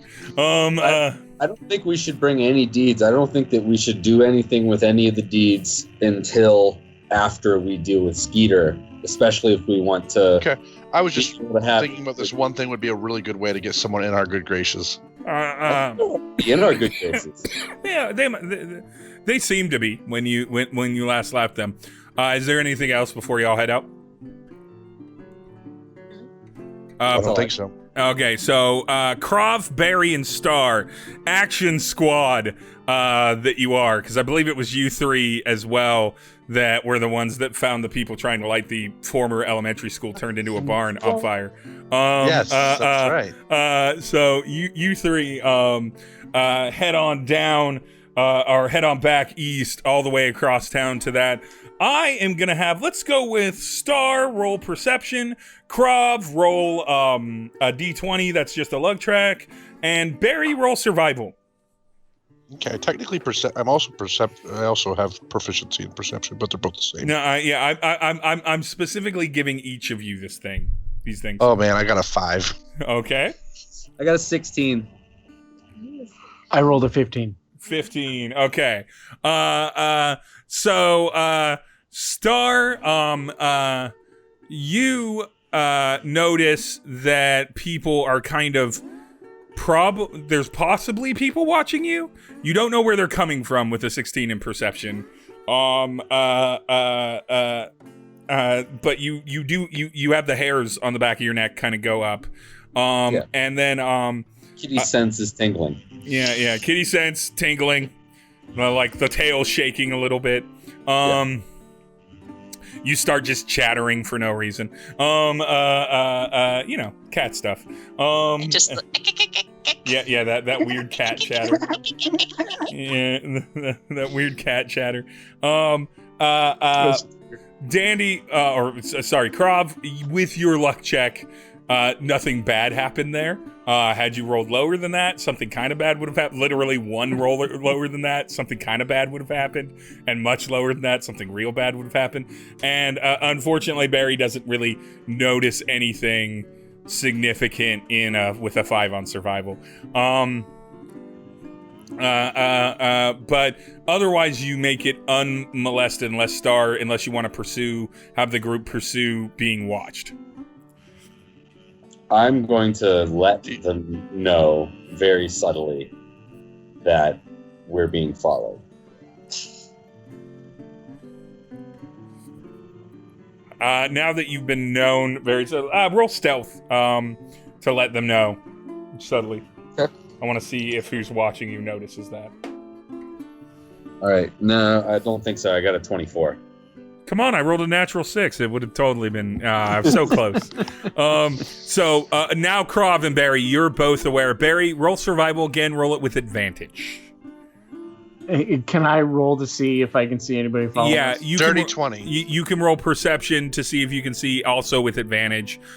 Star, you're just going to chill since you already successfully saw them. I will give you the survival response in a moment, because Dirty 20 will definitely do it. I rolled a 16. 16. Now that you're looking specifically for someone and everything, you see kind of adjacent to you in alleys that may or may not actually connect. It looks like every other building, between every other building, there's like a cloaked figure or two that are kind of look like they're kind of glancing out at you. You're kind of keeping it on the down low that you're not really looking. Barry, with a dirty 20 in survival, you see a particular set of tracks. The place that you remember seeing these particular set of tracks before was outside the Kenku Fort. Uh-oh. Yeah. Yeah, and so two we're things. noticing these as we're going towards the Caspies. As you're going toward the Caspies, my good man.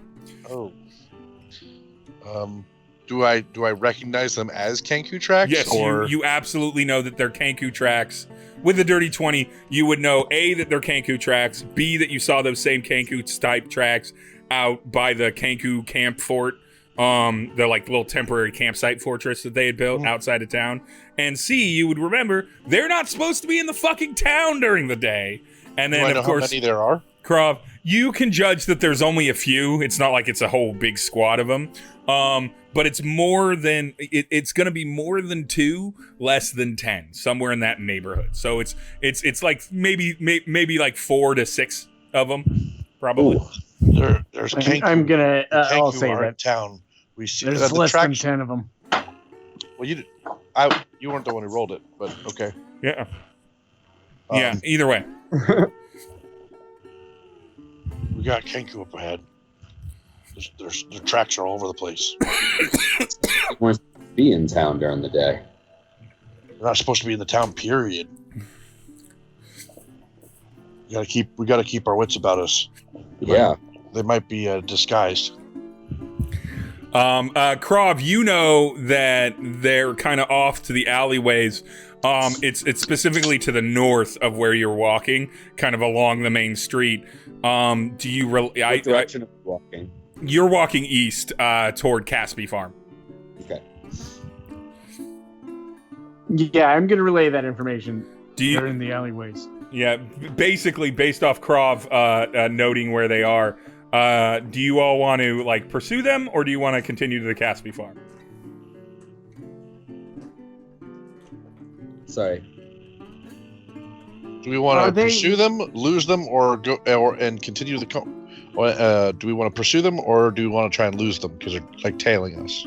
I think we want to try to lose them. Honestly, I don't think we need to risk a conflict in the middle of everything that we're already dealing with.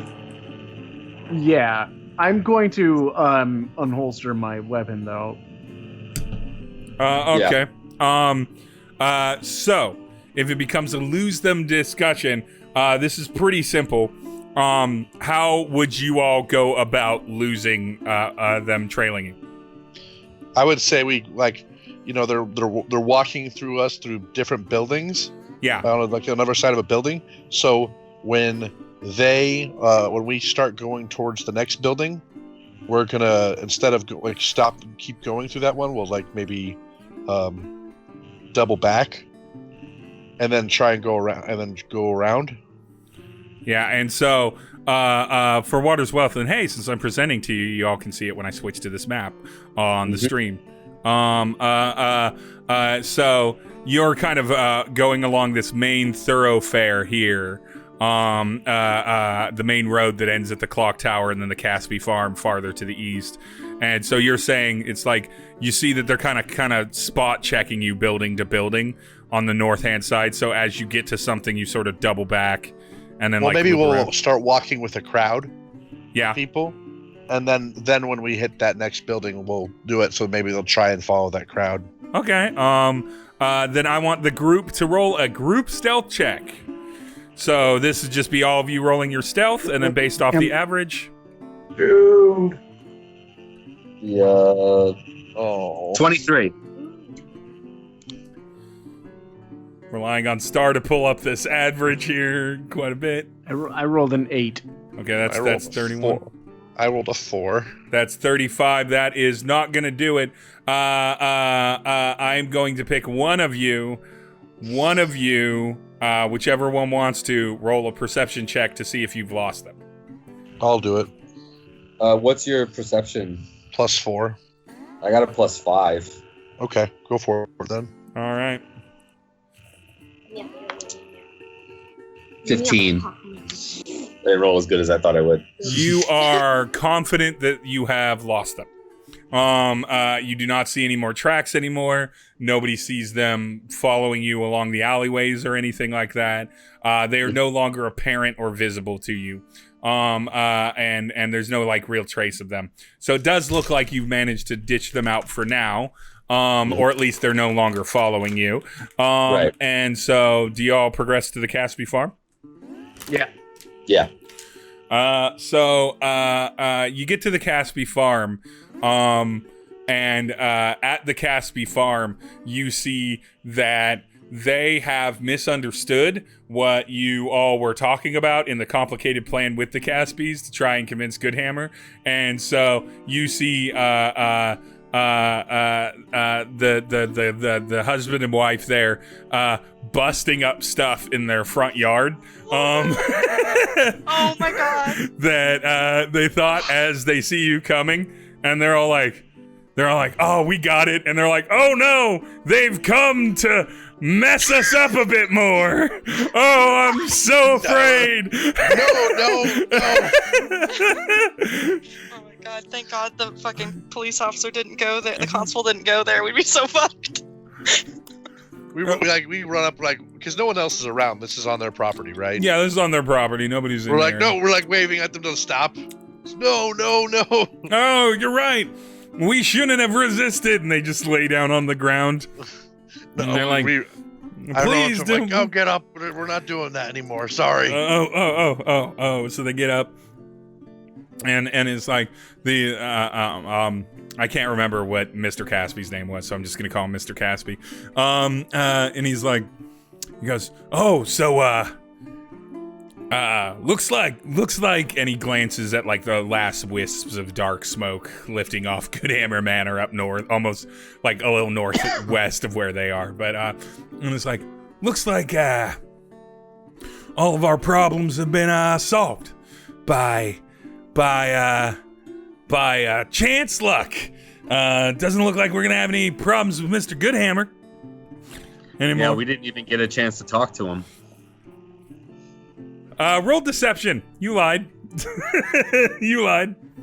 It's not a hard DC check because he wouldn't know, but No, I got a 14. all right. And he's like, oh, well, maybe some angels are looking out there for us and everything. Yeah, me and the wife, we were just at home all night. We didn't know that there was a fire until the morning. Mm-hmm. When we woke up. Krav, roll insight.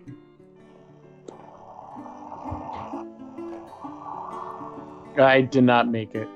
What did you get? Well, I rolled a natural 3, so whatever my insight is, probably like a +2. Whatever it is after a natural. Oh, you have a +15 to insight. Crazy. Look at that. No, Yeah, I rolled a 4. You rolled a 4. So you don't notice anything like that. You do, however, see that Mrs. Caspi just heads immediately into the house, and then out she comes, and she's got some, cookies in platter hand for them and everything. And they were like, oh, so that was crazy. So what has you all coming here then? Why are you all here? Well, let's get inside for a minute. Oh, okay. All right. So they all I'm gonna immediately take 5 cookies and start eating. 5 cookies, and she's I'm like, down for a cookie. yeah. And so while you're walking inside, cookies are handed out, and then the remainder are placed on a plate in the center of the table. And everything. You sit down. The house is a bit more bare now. They did manage to destroy a number of their pieces, but like there's still like a couch and like nothing. It's not like they destroyed everything they own. I completely forgot about that. So they're you didn't actually conclude that that's what they definitely needed to do, but that's what they took from it. And so they're like, oh yeah, we got to make it look good. And so they sit down and they're like, yeah. So what has you all here? What has you all back here at the farm? Maybe want to share celebratory lemonade? Love. Oh, absolutely. Barry and Star, since Krav already failed his, roll insight checks. Is that to tell if it's choosy lemons? Oof. I rolled a 9. 18 plus 3 is 21. The cursed lemons from thousands of years of demonic influence over water's wealth. Arcane. Garbage. Literally a cursed lemonade. Cursed lemonade sand with 2 demons, both of the same that name. would be such a good comic. I I would read that manga. Anyway, so what did you get, Star? Because I know Barry didn't get it, but Oh, 21. 21. Star, it's a little weird to you that they think that Goodhammer's dead. That really hasn't been released yet. It's not like there's been a lot of gossip on the town, other than that there's a fire, and they seem pretty confident he's dead. And so, Krav, now that you're in the house, you sense something, because you have detect good and evil, right? You're a paladin. I feel Yes. like you have it. Without even having to, like, cast it. You sense that something is amiss. Something is not quite right. It's a feeling at your gut, and it's not these cookies. They're fucking delicious. These cookies are top shelf. All of the japes that Mr. Caspi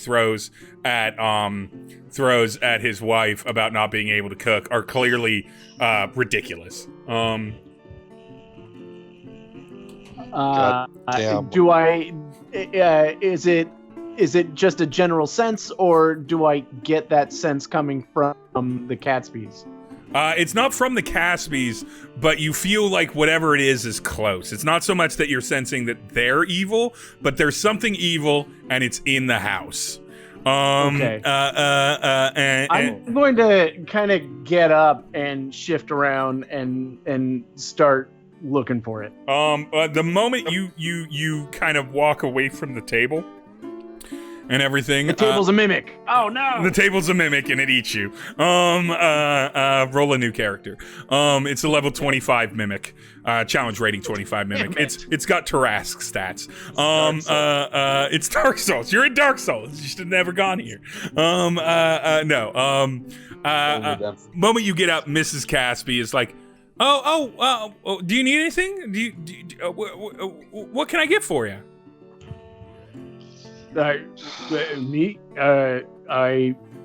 Bathroom. Oh yeah, the bathroom is just down the hall there and everything. And she's like, let me walk you to it. And she walks you to the bathroom. Okay. Oh Gosh, I'm gonna like shoot my compatriots, a glance. I think I don't know exactly what's going on, but Barry doesn't. I'm squinting at this point. Krav, roll just roll a d20 and add +4 to it for silent communication. 22.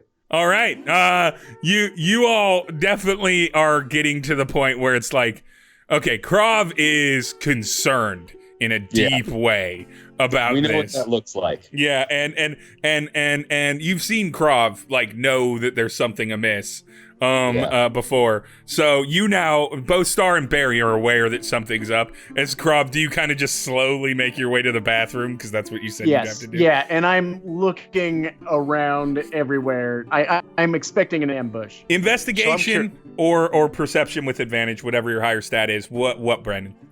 I was gonna say, is Barry being well traveled? Does he know about Kenkus? Yeah, Barry does know a fair amount about Kenkus. So do they behave like traditional D&D Kenkus then? They're pretty self-advantageous. A lot of Kenkus tend to gather up in Litet as mercenary groups.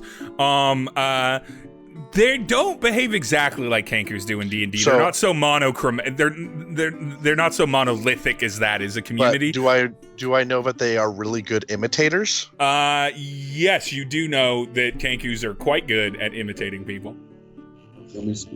So I'm kind of now that I've seen tracks, Think of that and earlier. I know that Kenku can impersonate people, and Krav is giving me this knowing look. I'm now immediately suspicious of the Caspians. Yeah. You Barry can roll insight on the Caspies specifically. Krav, what did you get for your 18. Your roll? You absolutely see a door in the hallway with like a brutal padlock on it, like the kind of padlock that would be used to keep in like a large beast. And it looks like to you, if you had to guess what was in there, since you're not hearing anything on the other side, you'd either say that was like a closet that they padlocked up, or more likely a basement, like a cellar stairway on the inside of the house as you go into the bathroom. But with an 18, I'll say you do it without Mrs. Caspi noticing. And so you're in the bathroom for a bit. I'm gonna need you to roll out trying to pretend to go to the bathroom, or actually go playing in the bathroom. I need a minute by minute breakdown of what that is for Krav. What's Krav's restroom routine? Strips. The first thing I do, strip fully nude. Strip, of course. Yeah. That's just how people go to the so, bathroom. Wait, was I supposed to roll insight? Yeah, insight for Barry. Okay. 7. Man, my don't rolls clog are anything. so garbage. You don't go. Oof. You don't clock anything. Hook is a little hot. Don't clock anything from either of the Caspies. Star, do you want to roll insight on anything, since you got the clear communication from Krav, like something's fucking up, or investigate whatever's your.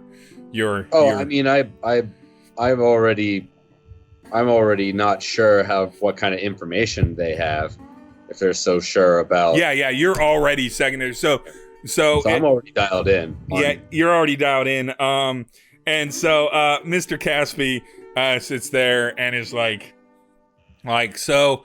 Now that Mr. Goodhammer's dealt with, what's in store for y'all while you're in town? I don't really know how dealt with he is, actually. We haven't really heard much, other than we know the fire happened. What else have you heard? He quietly sighs.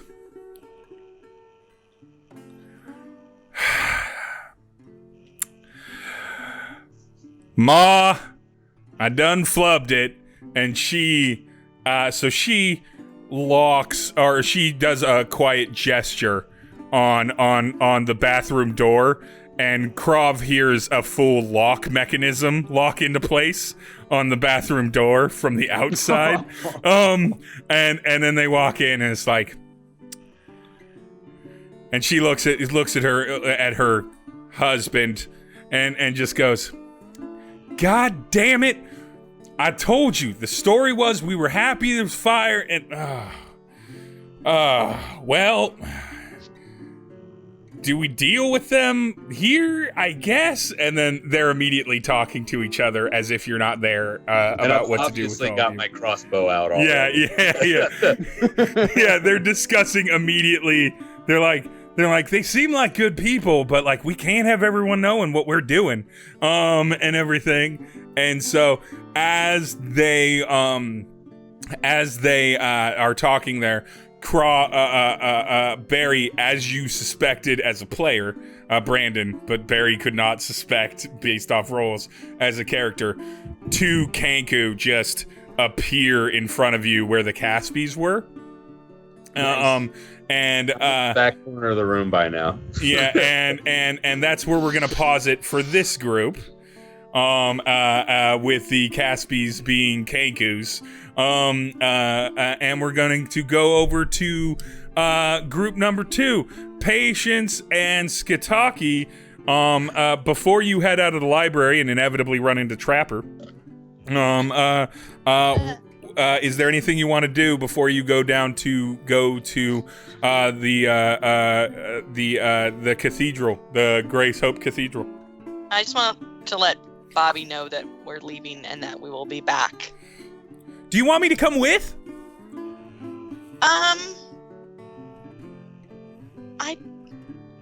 How much do you know about Goodhammer working with the church? Oh, yeah, he used to go over to the cathedral all the time to discuss options on how to prevent the ceremony. He never took me with him, but he did not enjoy his discussions there. He usually needed me to bring him alcohol immediately upon entry whenever he came back. I would say perhaps prepare some for us when we come back then. Will do. and he goes back to reading his book about traps. It's the same way I feel every time I go to church. I just want to say Trapper would be offended if he heard you ask someone else for alcohol. So it won't work on me anyway. I still got 20 more days to go. Oh, for God, 20 days of not even a calming effect. Just do you know it's that just yet? Bitter beverage. No, she doesn't know that yet. I feel like at some point last night, Skitaki got drunk just to rub it in her face. She doesn't know. I don't need to.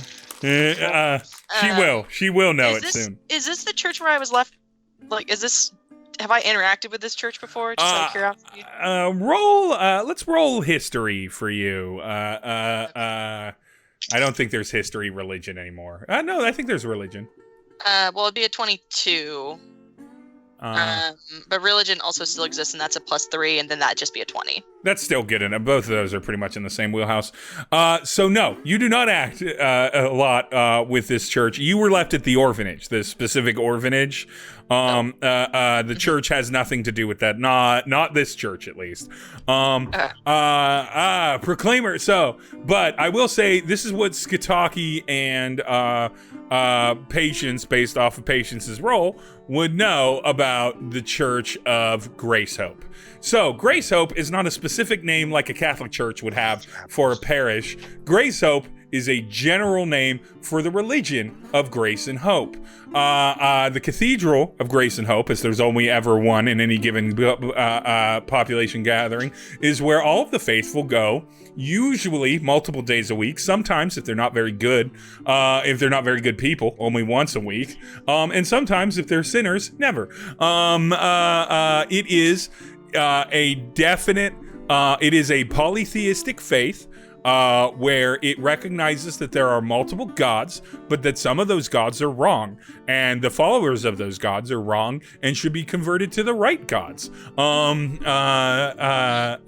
so it has a whole pantheon of gods, whatever meets your needs kind of thing. But if you're with the wrong Father, God, Son, Holy Spirit. No holy trinities, no, none of that. More like a Greek pantheon, where the gods of the Church of Grace Hope, Percy Jackson style. In the case of the Church for Water's Wealth, as with much of Odai, the gods that they tend to, and all of Grace Hope supports these gods, but the gods that they tend to proclaim the most for are the god of water and the goddess of the mountain. The goddess of Stephen Kelsey. The god, and of course Stephen Kelsey, the creator of all religions and faiths, end up winding up at Stephen Kelsey, the greatest ethereal being, reaching his hand down in the universe in so many ways. As you exit the university, you see a llama running off in the distance, and then you see Trapper kind of casually walking back in your direction. But yeah, you haven't really been super religious.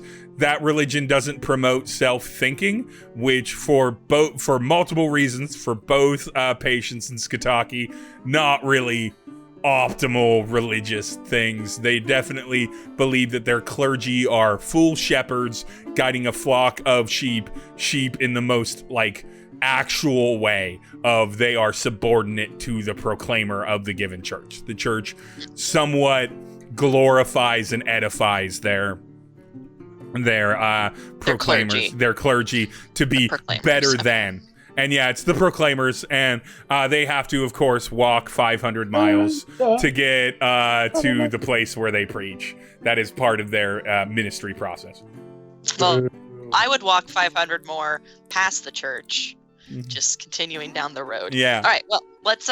So Trapper, you all see Trapper walking up to you. Oh, hey, you're back sooner than I thought you'd be. Yeah. You didn't escape, did you? No, my luck took a sudden turn in the other direction, which was nice. Shared some sarsaparillas, helped a dude not fall with magic. It's all good. Oh, that doesn't sound like luck. That sounds like your personality shining through. Well, I mean, it's hard work. Magic's hard. I can only do a magic like 4 times without a long rest max. I understand how that goes. I'm the same. What are y'all up to? Well, we're headed to the Church of the Proclaim of Good and Hope. Good and Hope? Grace Hope. Grace and Hope, yeah. We're going to the Church of Grace Hope. Grace Hope. Grace and Hope. It would be Grace and Hope, but for some reason they shove it together like it's one thing. Grace Hope. Is that sounds like the name of a singer. It does a little bit. But also it sounds like someone I went to school with. Either way. She in a church?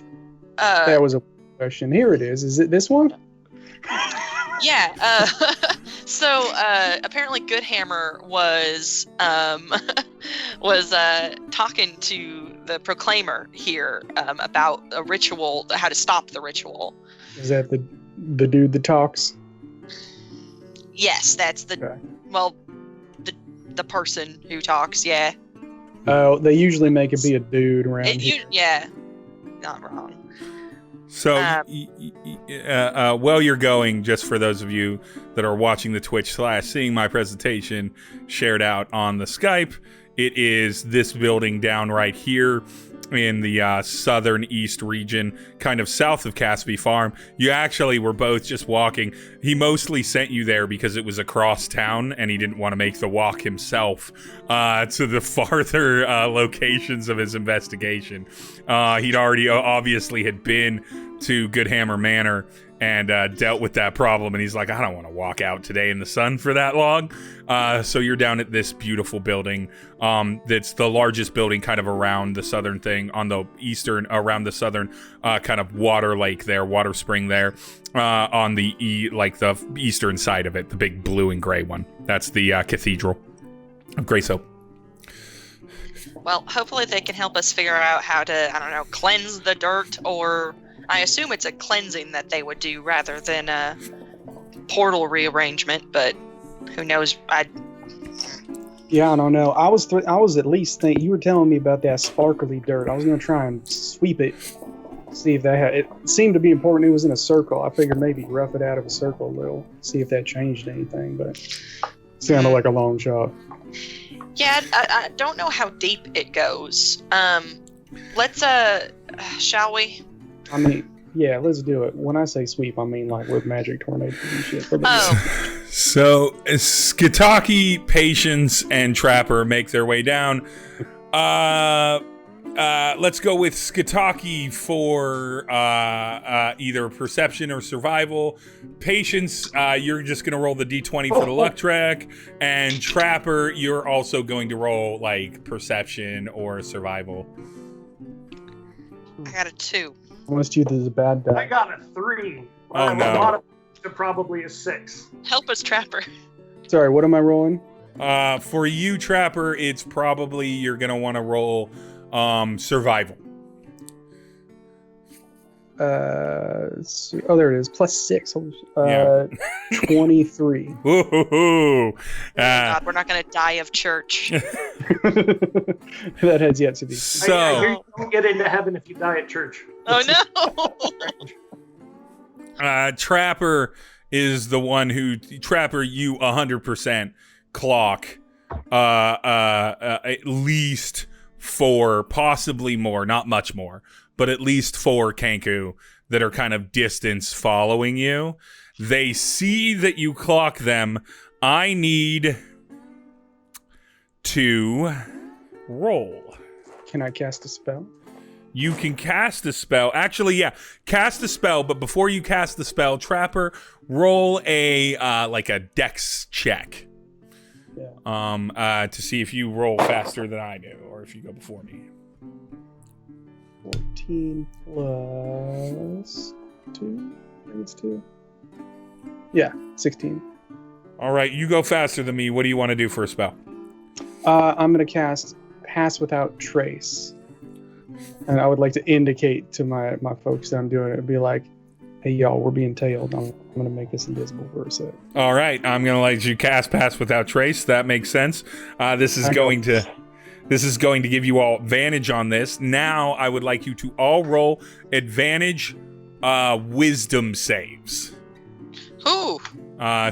Skitaki, you have a +1.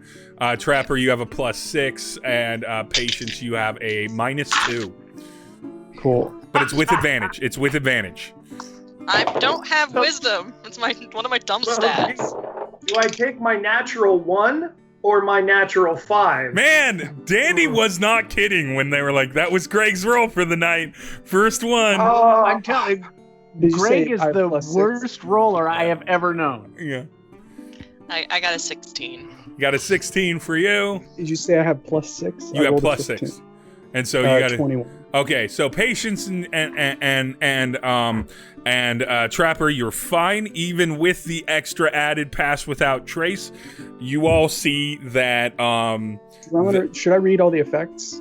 with Pass Without Trace. Yeah. So if I recall correctly, Pass Without Trace. Veil of Shadows and Silence. Yeah. So we can't be detected. And each creature I choose within 30 feet also has +10 bonus to any dex or stealth checks. Can't be tracked except by magical means. Yeah, the dex save, but And leaves no tracks. So traces of passage. I gave you advantage on it because it was a dex save, not a dex check. I think because it's a creature then receives this bonus. Choose without 30 feet. Each creature you choose within 35. Yeah, it's checks, not save. Gets yeah, and so I gave you advantage because I like the flavor of it on the save, but it's not a check. Now you will all be rolling dex checks with advantage. I'm going to tell you what effect you're going to get here in a moment, Skitaki, but you do this too. So 2 stealth checks, and whatever your stealth is, add +10 to it as well. Because Pass Without Trace is a very good, very early spell for people that can cast it, and every caster should have it. So it's a +10? It's a +10 plus whatever your natural stealth bonus is, too. 27. 30.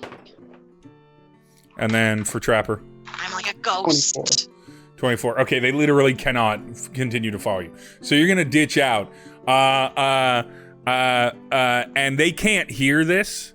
But Skitaki, you are overwhelmed with a wave of nausea. And you almost immediately begin to feel sick to your stomach. To the point where it feels like it's going to come out both ends.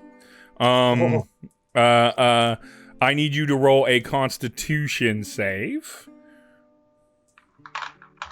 Come on. I put my hand on his back. God damn it! I'm casting Guidance. Oh, hold on. Before good thing. That's Yeah. all I cover myself with is the flap. It makes it easy to get it done. hold on. Roll hold an on. extra D4, Greg.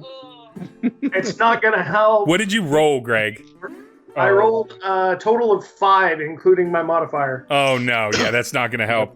Greg, you are going to take 8 points of regular damage. Oh my god! And you are going to take another 4 points, so 12 points total of damage. 4 of them's poison, and you are poisoned. Poisoning as a status in D&D 5th ed. D&D poison effect status. I have literally shit myself half to death. Oh, no. You're gonna need another loincloth. Oh god. Do I need to roll to not get shit on my shoes? Everybody deck save. Go. Hold on. Poison status effect. Yeah, I'm trying to remember what the status effect is if you're poisoned. You could combine my last, 8 rolls together, and I don't know that I broke 10. Disadvantage on attack rolls and ability checks until you save. We're not going to say it's until you save. It's just for the rest of the point, because we're going to get to a point where it makes sense for things to stop. But Is there damage? Hold on, Game Mommy. As soon as I finish voiding myself, I am going to use one of my ranger spells and pop a good berry in my mouth to offset the poison. Oh, there you go. And gain yourself 1 hit point back. 1 hit Does point. that offset the poison? Doesn't it? Does a good berry do that? I was don't reading believe the so. berry because I prepped 10 I good thought it checks. cleared conditions. It doesn't say anything about clearing conditions. It says heals you 1 hit point and sustains you for a day, as far as food. What about... Hold on, let me see what other spells I have real fast. I also have Cure Wounds. Is that... No. Also doesn't clear conditions? Yeah, no. There's a specific spell for curing poisons and diseases. Oh, I hate 5e. All right. Hey, Cure Wounds didn't clear conditions in 3 either. Does poison I have hate progressive D&D. damage? There you go. All right, never mind. I will heal myself at some point, though. It'll be fine. You won't take continuing damage. That's not what poison does. You have disadvantage on attack rolls and skill checks. That's really all it is. Except for anything related to dex, not your attack roll, but any skill checks, which the pass without trace is bouncing out, so you have neither advantage nor disadvantage. You just roll any kind of dex related thing normally. So Hey, Talk, do you want any more berries? I got 10 of them. yeah. I don't bother with the berries if they're not going to deal the... All they do is heal you for 1 hit point and make sure you don't have to eat. Save it for when I inevitably shit myself to death. You can bring me back. Can I do. can defecate more. You can bring me back. We need to huddle more. Yeah. Worst case, I can prep a healing spell for tomorrow, but I just make some good berries today. Sorry, man. You make it over to the church. I'm not going to make you roll for it. In your stealth position, you can recognize that the Kenku run off from the direction, and you can move with a bit more caution as you move forward to judge whether or not you need to do anything, or to judge whether or not there's any danger, and there's no more danger out. Terrible luck check on Patience's part. I want to snoop around before I turn the spell off. Yeah, do you want to snoop around the cathedral? The outside of the things, church. so. Yeah, why not? We got an hour. So you snoop around, roll investigate. Oh, finally. yeah. 15. God. I rolled a 2. And you didn't shit your pants or your loincloth. 6. All right, I got +4, so it's 6. So for those that investigate, is 15 the highest? Greg, you didn't roll higher than that, I just assume. With disadvantage on an investigate check. I disadvantage -1. I didn't try, but I may as well. I do not. Okay, so 15 being the highest, you see that like all of the services, the cathedral, the Grace Hope Cathedral, is pretty much open 24/7. And there's always parishioners. There's always like members of the clergy there, as well as patrons of the faith. What's real fucked up about this, the Grace Hope Church, is it's not like other people don't just already just kind of worship these gods. It was almost like an organized effort to decide, one side of the line or the other. And initially the teachings, and Patience would recall this while you were kind of peeking around. Initially the teachings were sort of like, there are gods that sort of benefit civilization and gods that don't really. And so initially it was like, oh, well, don't support the gods that create problems. But then it sort of just kind of spitballed and rolled from there based off of some historical things. You seem to remember there being something about some sort of conflicts, and maybe there being some sort of religious war that happened, several hundred years ago. The cathedral itself is a large wood and stone structure. The first story is almost all stone. The second story is wood with siding. It has very symmetrical windows with wooden shutters on it, and all those are open because it's the heat season. So no reason to sweat out the no reason to make the whole place a sweat box. Unlike say in our world, a Catholic cathedral that would have just vaulted ceilings, or a lot of older places of worship that would have high ceilings in them. This place has like normal business ceilings. It's like 9-10 feet tall. So normal height. And then the second story is a little bit taller, but not the vaulted grandeur of, say, a place of worship, or certain other places of worship in Litet. People are there. They're in, button up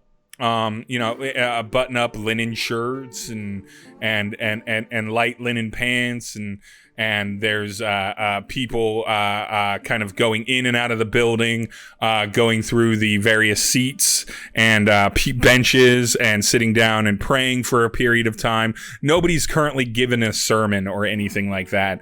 It's not one of the regularly scheduled sermon things. It's just people there, and you can hear people like whispering amongst each other, but you don't really hear anything to there.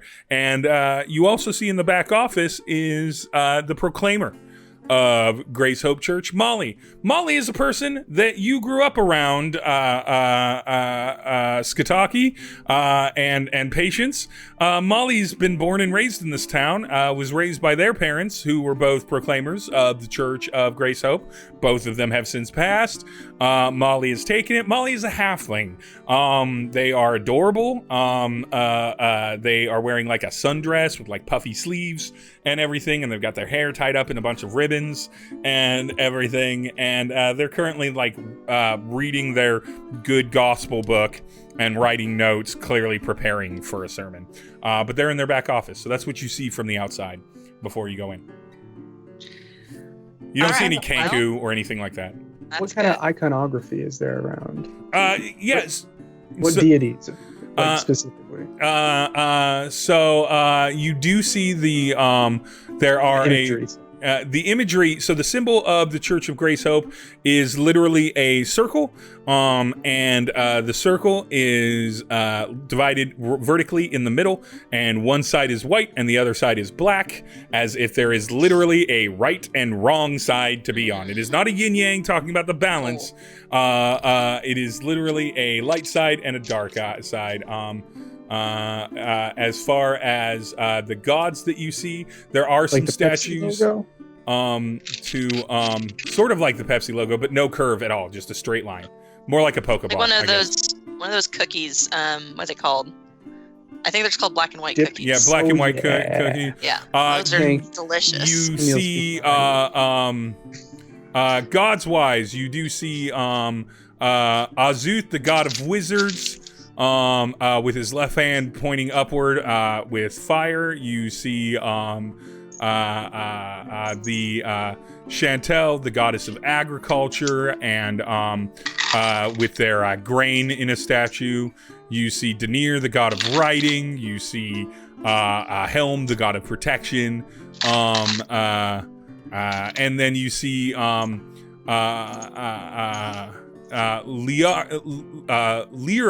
the goddess of joy, laughing at Kelbmore, the goddess of death, or the god of death. Damn.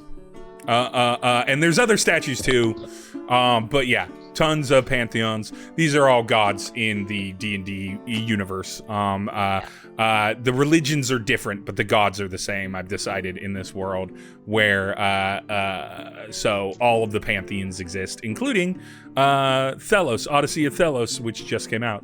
And so those will have an incarnation. It's not going to be worth trying to find a connection between the deities. Like, what do you mean? So you said all the gods are the same, but all the religions are different. So, like, the gods that they specifically chose versus the ones they reject aren't going to give us any indication. They're all everyone uses the same gods. So yeah, there's not like an indication there. You might find a specific prevalence in a given cathedral or given regions, like, you know, which ones to spit on more. And everything like that, and they all have the same exact belief in there's a head proclaimer in the in there. What you do notice is that you do not notice any kind of like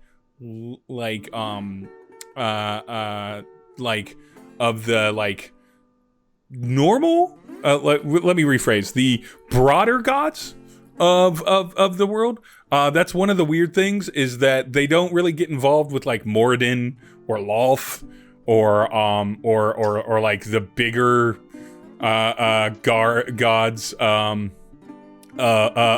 lore, Bahamut, obviously. They don't get those. Those are like patron gods. Those are like a different level of god. They deal much more in the like the lower level god things. For players at home, they deal in the gods of the Forgotten Realms, not the gods of Faerun in general. So they deal in some other stuff. So we can freely discuss this because we've got silence. Yeah. Oh yeah, can we? Yes, we're just outside still, right? I think we're like walking through the church with our. I do not sign. want to appear in the middle of the church. Oh yeah, no. Just so you know. Yeah. But let's head outside and then definitely. Yeah. And to be clear, wait, before you drop it, I'm gonna go ahead. Oh, I'm not planning on dropping it. I was planning on discussing it while we still have it. Yeah. You don't have to drop the spell either. Anyone that wants to be known in the spell, you can be. It's not like a status where like no one could possibly ever see you. It's a deliberate. So you can keep the general effects of it up for an hour, but if you're then like, I would like to make myself known, you don't just like appear. You're not technically invisible. You're just extra quiet and extra hard to notice. It's almost like people just don't tend to focus on you when you're around. I just don't want to be like suddenly a demon and two giant hairy boys appear in the middle of the church. No. Well, part of you wants to do that. Yeah. For sure. Patience, Steve was saying that you had noticed. Sorry, just a moment. No worries. Well, Game Mommy, I'll take advantage. Once we get in, whenever that is, I'm going to yell, since we know Molly, I'm going to yell to her, Molly, great to see you, lass. And then I'm going to get somewhere high so that I can watch her trail with the rifle. Okay, so that's what you're declaring is going to be your thing when you do go in. All right, back to Trapper. Sorry. So Patience had remembered, it sounded like you described sort of like a recent attempt of the church to kind of radicalize the village and get them to really start like focusing in on these specific gods and specific practices. Do we think that might be part of the summoning or something? I thought that was just like, as the church like grew in power, it's been like pushing people more to like make a choice, and like these are the gods, these are the bad gods, and they've been like kind of sticking more to them. Is that correct, Steve? Am I? Yeah. Do you think that They have been whatever casually radicalizing a little bit some of their people to be more proselytizing than they had in the past. Yeah. Yeah, because we got a big old circle out there, and they got a circle in here. And Well, also circle summonings generally are in circles, though. right. Circles are a common symbol. Let's just talk to Molly, Proclaimer Molly, and we'll work from there. All right, let's do it. I dim the obfuscation. Yeah, obfuscation and everything. So people see you. Patience and Trapper roll perception. Skataki, you can also roll perception, but you roll it with disadvantage. So I rolled like a. Oh shoot. 7. Oh, nat 20 and a 17. all right. I got a 6. I'm wasting a nat 20. Skataki is the only one that notices, and maybe it's because you're kind of eyeballing at the moment like good places for vantage. The only one that notices several of the people in this building are super clocking you as a group of people, and they are not looking with kindness in their eyes at Patience or your direction, and they are looking at raw confusion in Trapper's direction, because like a little bit of confusion, a little bit of fear, or a little bit of fear, a little bit of disdain, depending on which one of you they're looking at. But nobody's looking super comfortable. Not all of them are doing that, but a lot of them are, and that's not normal even on a day for Patience where there's all that stuff. Most people in Water's Wealth aren't prejudiced against tieflings in the way that they fear them. They're prejudiced against them in the way that they think that they know who they are and like what they want. But otherwise they're like, yeah, but the tiefling's fine, right? Like, it's fine to have a tiefling. No one would say it wasn't fine to have a tiefling around. You just got to make sure to not like leave your children out at night. But like, if you do that, then there's no problem with the tiefling. It's not the tiefling's fault that it was born a tiefling and needs to eat children. That's the dang tasty. They're so delicious. And everything. But I assume if you're walking to Molly, you're walking kind of through the various benches and chairs that kind of lead up to the podium. Then off to the right-hand side, there's an office, and in that office is Molly sort of writing her notes down. Hi, Proclaimer Molly. She looks up and smiles real big and says, "Patience, Pratt, it has been an age. What are you doing in my cathedral? You've come to celebrate." And she like hops off, and again, halfling, so she's like 3.5 feet tall, hops off and runs up and just gives you a big old hug without your consent or even registering your body language, and so kind of hugs your essentially leg, kind of like around your hips a little bit. Patience, what are you doing? And you brought Skataki, Scotto, and she looks up at Trapper, like way up at Trapper. And Skataki's already pretty tall. Trapper's just a little bit taller, and he's lankier, so it gives him the effect of even being taller. And I do a little hop and skip and a nice curtsy, and she curtsies back, and she's like, "Now what can I do for you? What blessing it is that you've come into the cathedral this afternoon. Why are you here? Come, sit." And there's like chairs in her office for her to. Thank you, Molly. It's lovely to see you. Actually, speaking of blessings, I think that is something that we need. Actually, specifically some blessings and clearing of some unholy ground. Some unholy ground. I'm gonna have her roll insight. She rolls a natural 4. Wait, no, that was the wrong die. She still doesn't roll high, and she's like, Excellent. "What unholy ground? What are you talking about?" And then she Well, she it's pulls open a drawer and pulls out like a bottle of like brown liquor and 4 glasses and starts just pouring them, not even asking.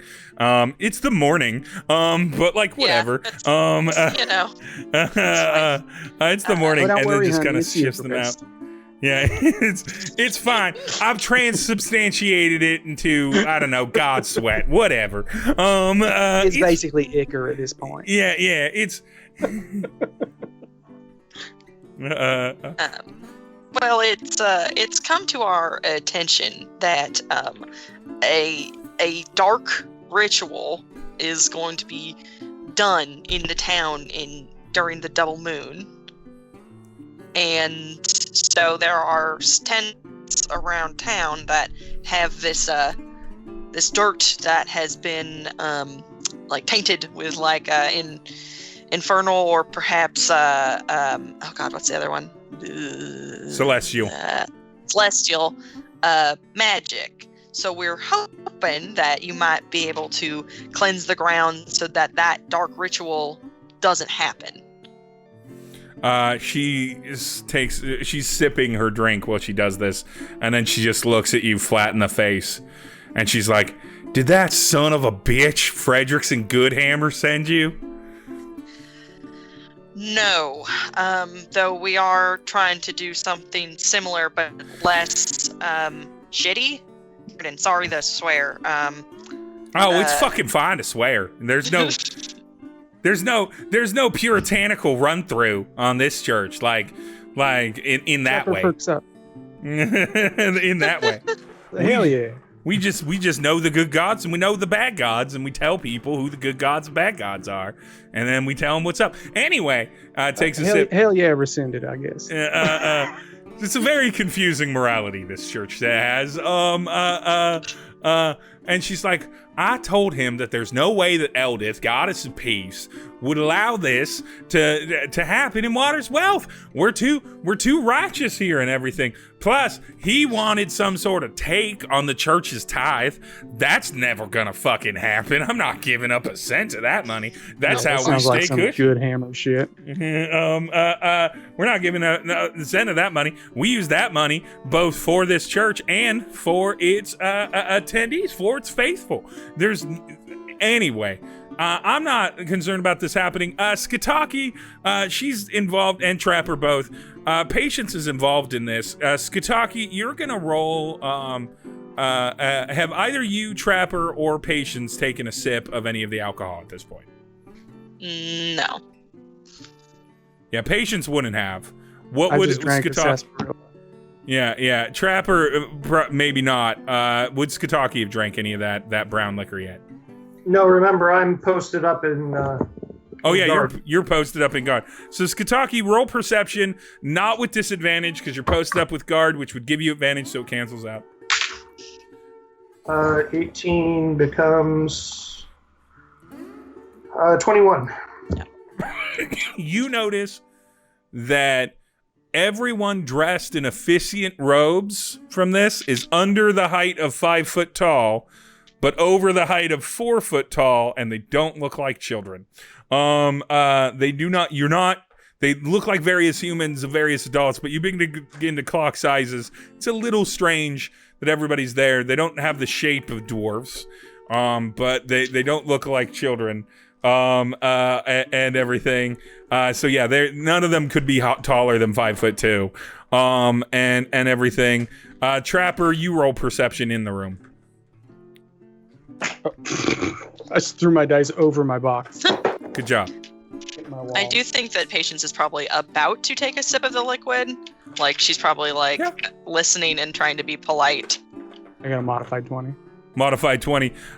You smell crow feathers real strong that are reminiscent of the gentle smell wisps that you smelled around that Kanku fort.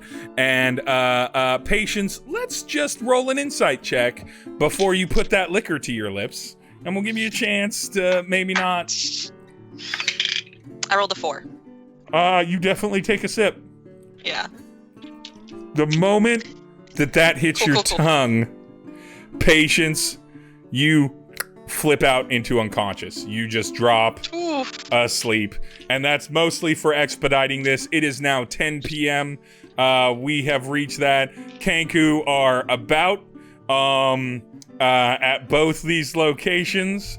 And yeah, it's gonna be real interesting. But we have the Caspies that are Kenku. We have Kenku that have infiltrated the Church of Grace Hope. Molly might be Proclaimer Grace Molly Hope. May in fact be a Kenku themselves. We'll find out next time. I'd like to thank everyone for playing. Thank you very much, Posse. Thank you, Gay Mommy. Thank you.